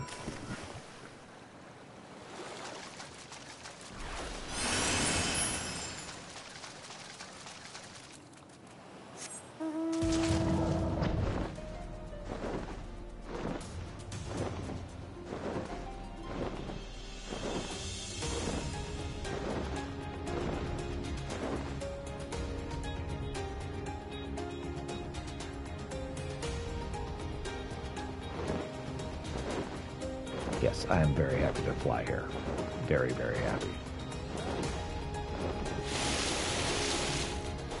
Oh, yes. Ha ha ha! Ah, yes!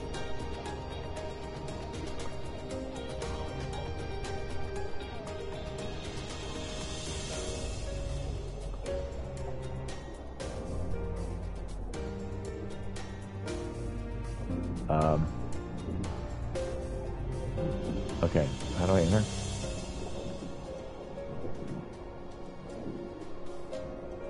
There it is. I knew there'd be one on top too, but that's fine. This is fine as it is. I can fly in town too. I love it! First town we'll be able to fly in. When I know little of what life is like on the surface, it seems to be a lovely place. The people are incredibly kind. I grew up listening to stories of how pirates would slit your throat the first chance they got, but those on the Nokoro seemed rather cordial, though perhaps I have your presence in part to thank for that. Shiosai shall be joining us shortly. Most stories in Shiosai are passed down orally. He should be able to tell us if any of our own stories match the tale the fisherman encountered for us. Briefly forgot I was speaking as a woman, so I just raised my voice near the end. So apparently, they lived happily ever after. A tale which a Huron fisherman and a princess are brought together by a Kojin and wed in a palace under the sea. It sounds almost as if it's a story about Shui-san of the Violent Tides, though a part about the Ruby Princess marrying a hero might have been something of an embellishment. To the contrary, Your Grace, I believe generations back a Ruby Princess and a Huron man were once joined in holy matrimony. The son they bore was said to have almost no scales. Oh? Until now, I'd consider it to be merely a tall tale spun by the elders for their grandchildren. Yet it is possible the story is true. Then there's a chance that the remedy also exists. It's not impossible. Your Grace, I must apologize to you. If I'm being completely honest, I thought all hope of Lady Hosui's recovery was lost. What you tell me, however, has revived my hope. You are a born leader, though your actions have reversed all of our fates. Through your actions, you reversed all of our fates. That's incredibly kind of you to say, but without this wonderful gentleman beside me, we would never have come this far.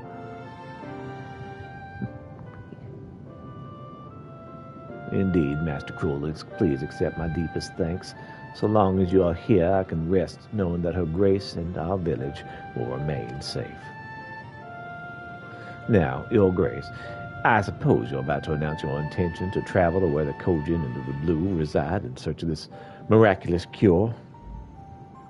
I wish you safe travels.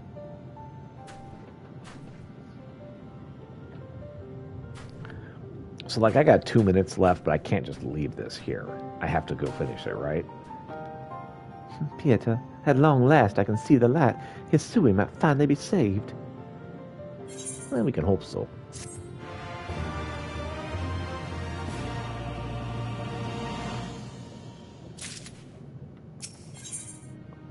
Ruby Princess is eager to depart for Tamamizu. Pieter, are you ready to go? Good. Let us immediately set out for Tamamizu. Wasuna Sato, for the most part, isolated itself from the rest of the world. We've had some little contact with the Kojin of the Blue. This, however, is our first time, well, my first time, visiting the village. I've been there many times. You've been there before? Oh, excellent. Then you should be able to show me around. Oh, yeah, no problem.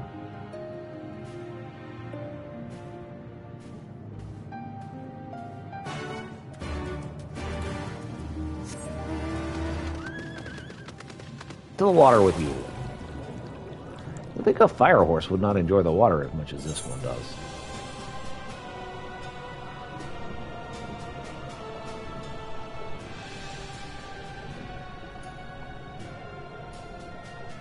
Actually does surprisingly well.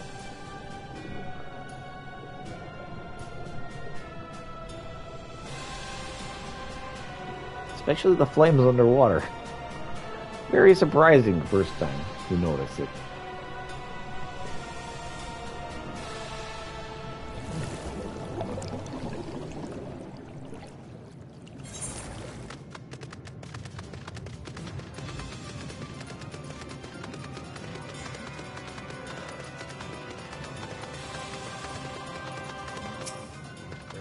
Hey there, Kurenai. Tamamizo, if it's not too different from that of our own village. Now, where shall we begin our search of this ancient Kojin remedy? We should ask some of our... wrong voice. We should ask some of our acquaintances for advice. Well, I have not met some Kojin during our stay in the village. I'm afraid I cannot recall who any of them are. Oh, but wait, perhaps I spoke too soon. The merchant who gave me the tome. Well, if I'm not mistaken, he goes by the name of Inbin. Let's go search him out. Yeah, let's go.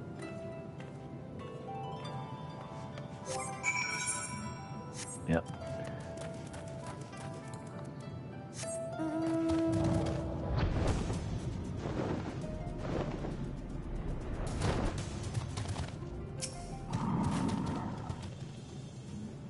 It has been many years, so it's difficult to be absolutely sure, but I think this is Master Inbin, the merchant I told you about. Inbin, that is my name. Do we know each other from somewhere?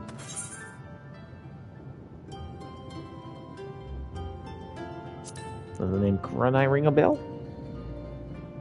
Kurenai? Oh, yes, I remember now. You're that little girl from the palace. People grow so fast. They do. Oh, you've changed so much. I've scarcely recognized you.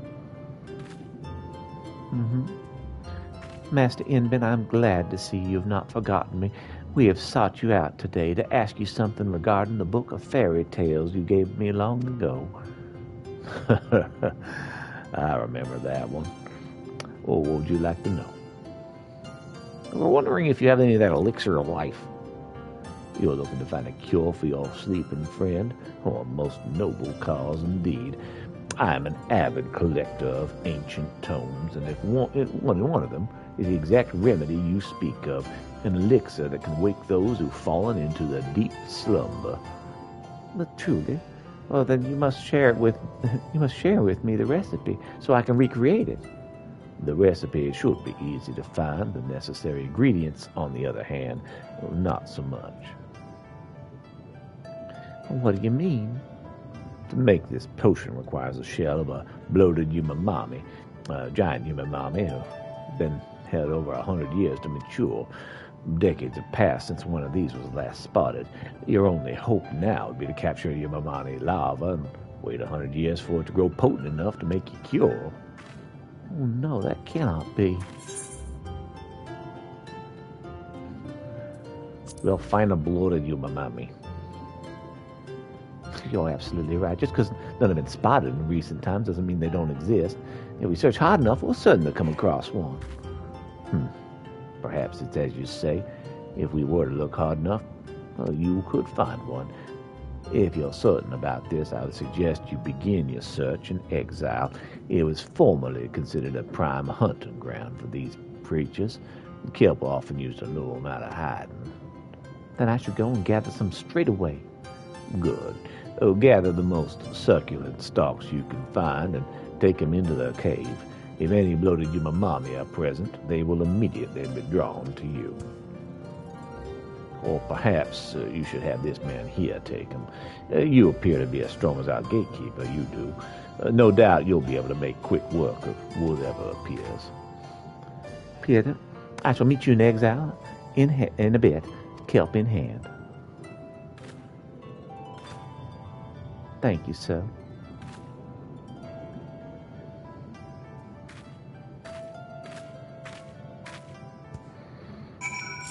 All right, swap out our minion.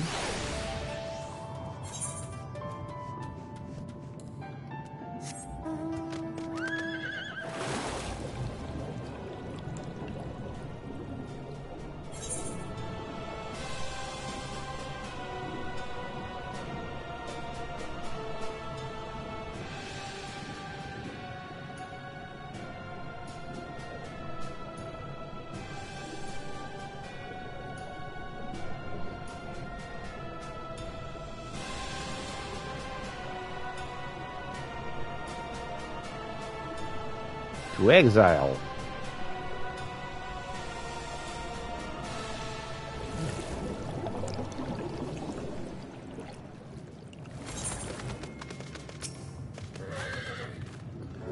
I made sure to collect the longest and most luscious stalks of kelp I could hear. I was sure to collect the longest and most luscious stalks of kelp I could find here at the hunting grounds. Master Inban mentioned the deep recesses of the cave just over there.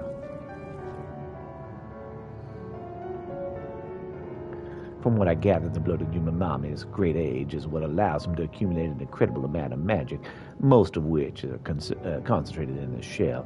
We can only hope that should one be here, it'll be tempted out of hiding by the sweet smell of its favorite food. Sure. There we go.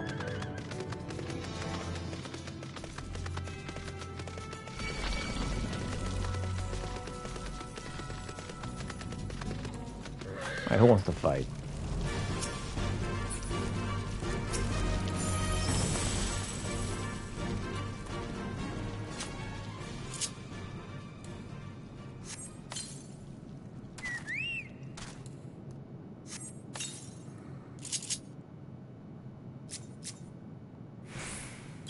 Burden time.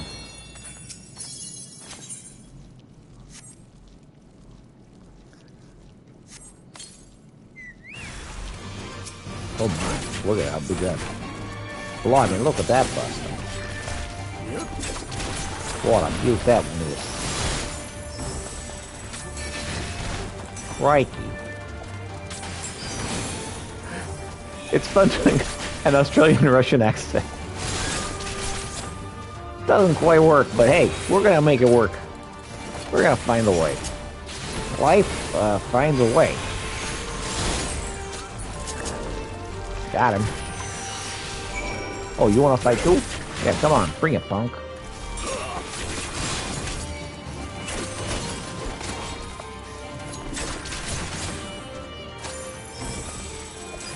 Sorry, but you're really not in the weight class of the guy we just defeated.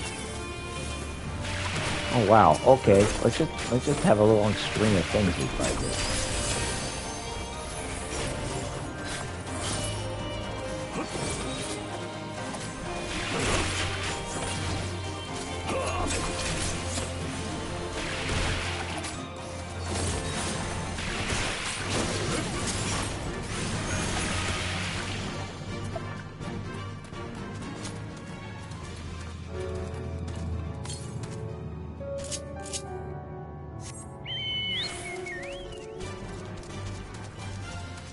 There's a blood of your mummy spell.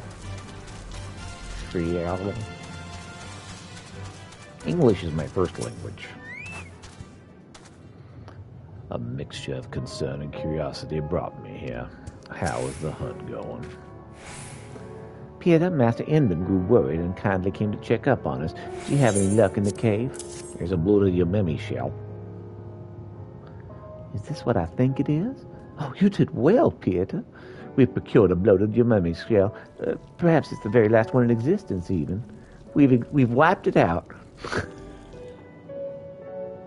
So this is the shell rumored to be capable of curing any ailments? It looks nothing like that of the regular Yumimi.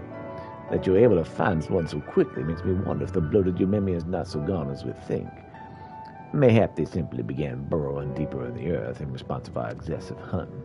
I must make up for this grievous miscalculation. Please give me the shell. I shall make the remedy you seek and deliver it to Sui Nasato. It may take some time to prepare, but should be well worth the wait.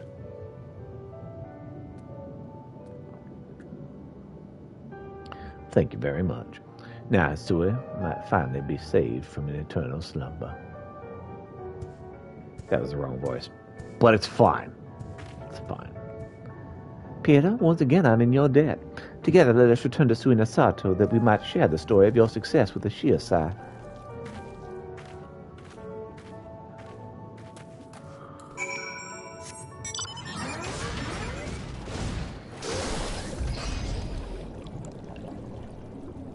Let's go.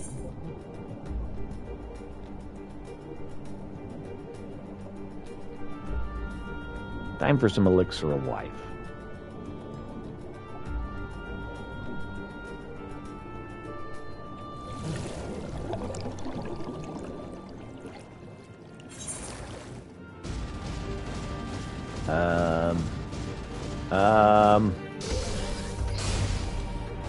This way.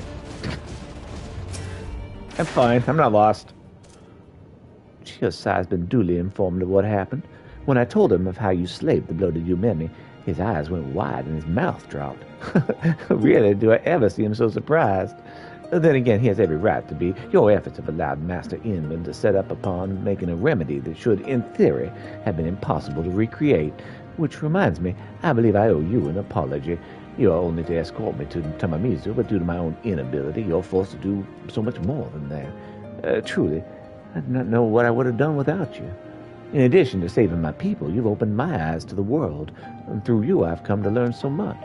When I finally return to Shuichi and the violent tides and reassume my thrall as the Ruby Princess, I shall look back fondly upon the memories we created together in this grand adventure.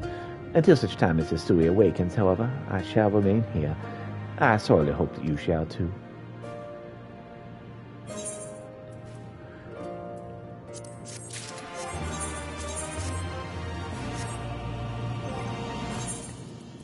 I think we're out of stuff to meld to it. Skill speed. I was wrong.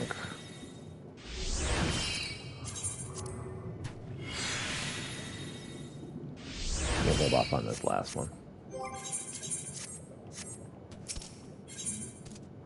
Ruby Princess impatiently awaits Inban's arrival. Peter, Master Inban is yet to arrive with the elixir, but we must not allow ourselves to grow impatient. He'll come to us as soon as he is ready. The longer we wait, however, the more I worry about Hisui. Shiosai assures me that she's doing well, and that, thanks to one of our ancient remedies, her bones and muscles remain strong. Even so, I can feel compelled to confirm this with my own eyes. Let's go to her. Goodness, you sure are bowing a lot.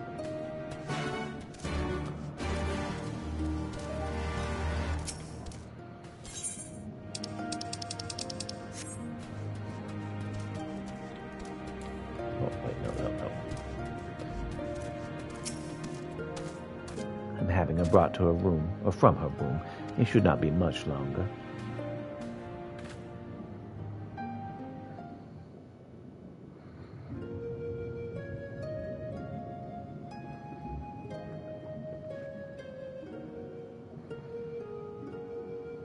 Looking upon her, I'm reminded of the Ruby Princess in the fairy tale. Oh, what causes you to continue sleeping, my friend? Initially, I had feared the Void Sent had possessed her and driven her soul from her body. Now, I suspect Hisui's spirit has simply gone dormant. It's attempting to recuperate from the trauma it endured. Master Inbin's elixir will likely restore what vitality was lost. Indeed, that is correct.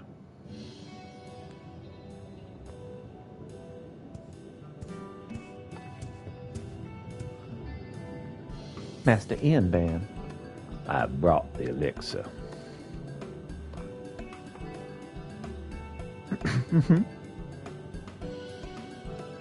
In the olden days, we would sprinkle this over the eggs that refused to hatch. It served to strengthen the soul of the Kojin within. Sprinkle? Does that mean to say Hisui did not need to drink this remedy to recover? Drink it? Oh, there's no need for that. All we need to do is pour this over your friend. Here, I made plenty.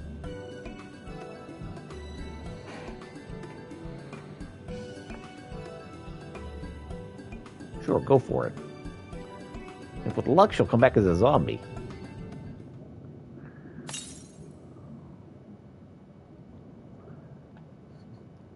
I said pour it, not throw it in the air. Now we've lost all of it.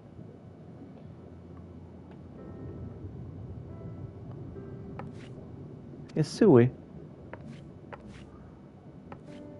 You're awake. Oh, thank the Kami, you're finally awake. I'm so sorry for everything.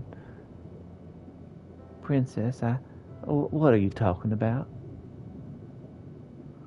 Oh, you kind of seduced everyone. It was kind of disturbing, actually. Oh, yes, you were seducing men left and right. Everyone, from that rabbit to a bunch of your friends. To think that you had to travel so far and overcome so many obstacles to save me, I know not how to thank you.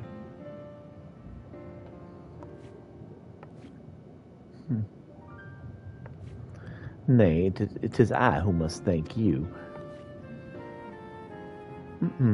Think nothing of it, Princess. As your lady-in-waiting, it's my duty above all else to ensure you're protected.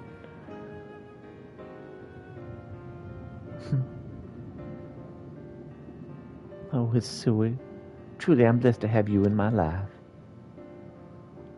All's well that ends well. The girls, they are identical. I cannot for the life of me tell them apart. You want to check the hair? Indeed, there is a great resemblance. Master Krolinsk, now that Lady Hisui has awakened, Grace must return to the palace and resume her duties there at once. While I ask that you say your farewells to her here, I do hope that this is not the last time you will see each other. I have watched Her Grace blossom into an intelligent and capable young lady under your care. It made me think that being sequestered in a castle is not all the best way to raise our rulers. You have saved us in more ways than I can count and taught us so much. Sui Nasato is forever changed because of you. Thank you. Thank you for your help. Thank you for everything. Yeah, sure like bowing. And so it's here that our grand adventure grows to a close. I hope, however, that you would enjoy your company. I, however, would like to enjoy your company for just a little bit longer. Please allow me to escort you to the gates. Sure, why not?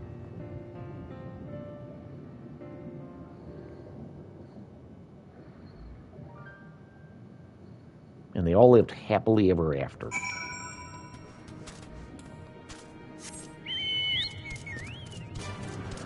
Again, we're streaming just a little bit long today, but I started so late.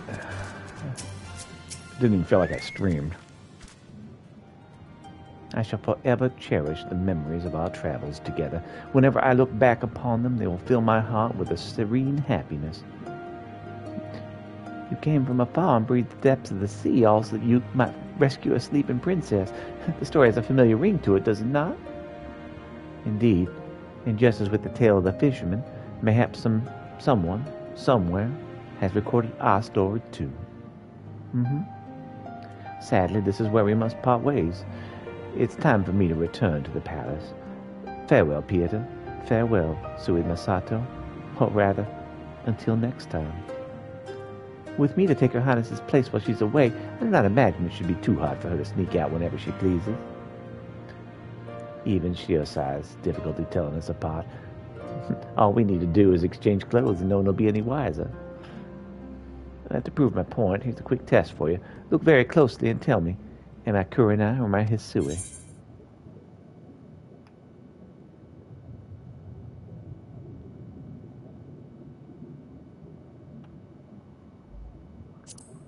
You're Kurenai. If you thought you could tell us apart by our clothes, you were mistaken. Just earlier we swapped garb, and I am in fact Hisui. Despite the numerous journeys we embark on together, it seems even you cannot tell us apart. Hisui, let us leave it at that. I think perhaps we've teased Pieta enough for one day. Just as you have guessed, I'm the real Kurenai. You always were incredibly perceptive. Now, truly, this is where I must leave you. Life is a long and winding journey, and I am certain our paths will cross once again in the future. Until then, I ask you keep on smiling and maintain that wonderful disposition of yours. Fare thee well, my friend. All right, bye. Bowing for everyone.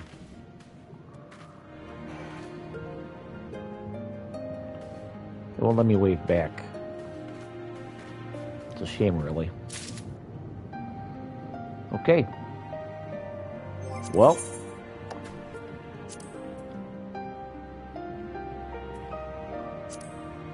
I think that's going to be it for today. So we will continue with Will to Live tomorrow. I should be on around 12:30 Central. I'm having to eat lunch later due to the restrictions from my doctor. So hopefully I will eat and be much less hangry by the time I'm streaming. So thank you so much for wondering. Oh, I also have finished my stuff in the morning, which I have dentist stuff in the morning. So thanks so much for watching. I hope you have a wonderful day. And I'd love to see you back next time.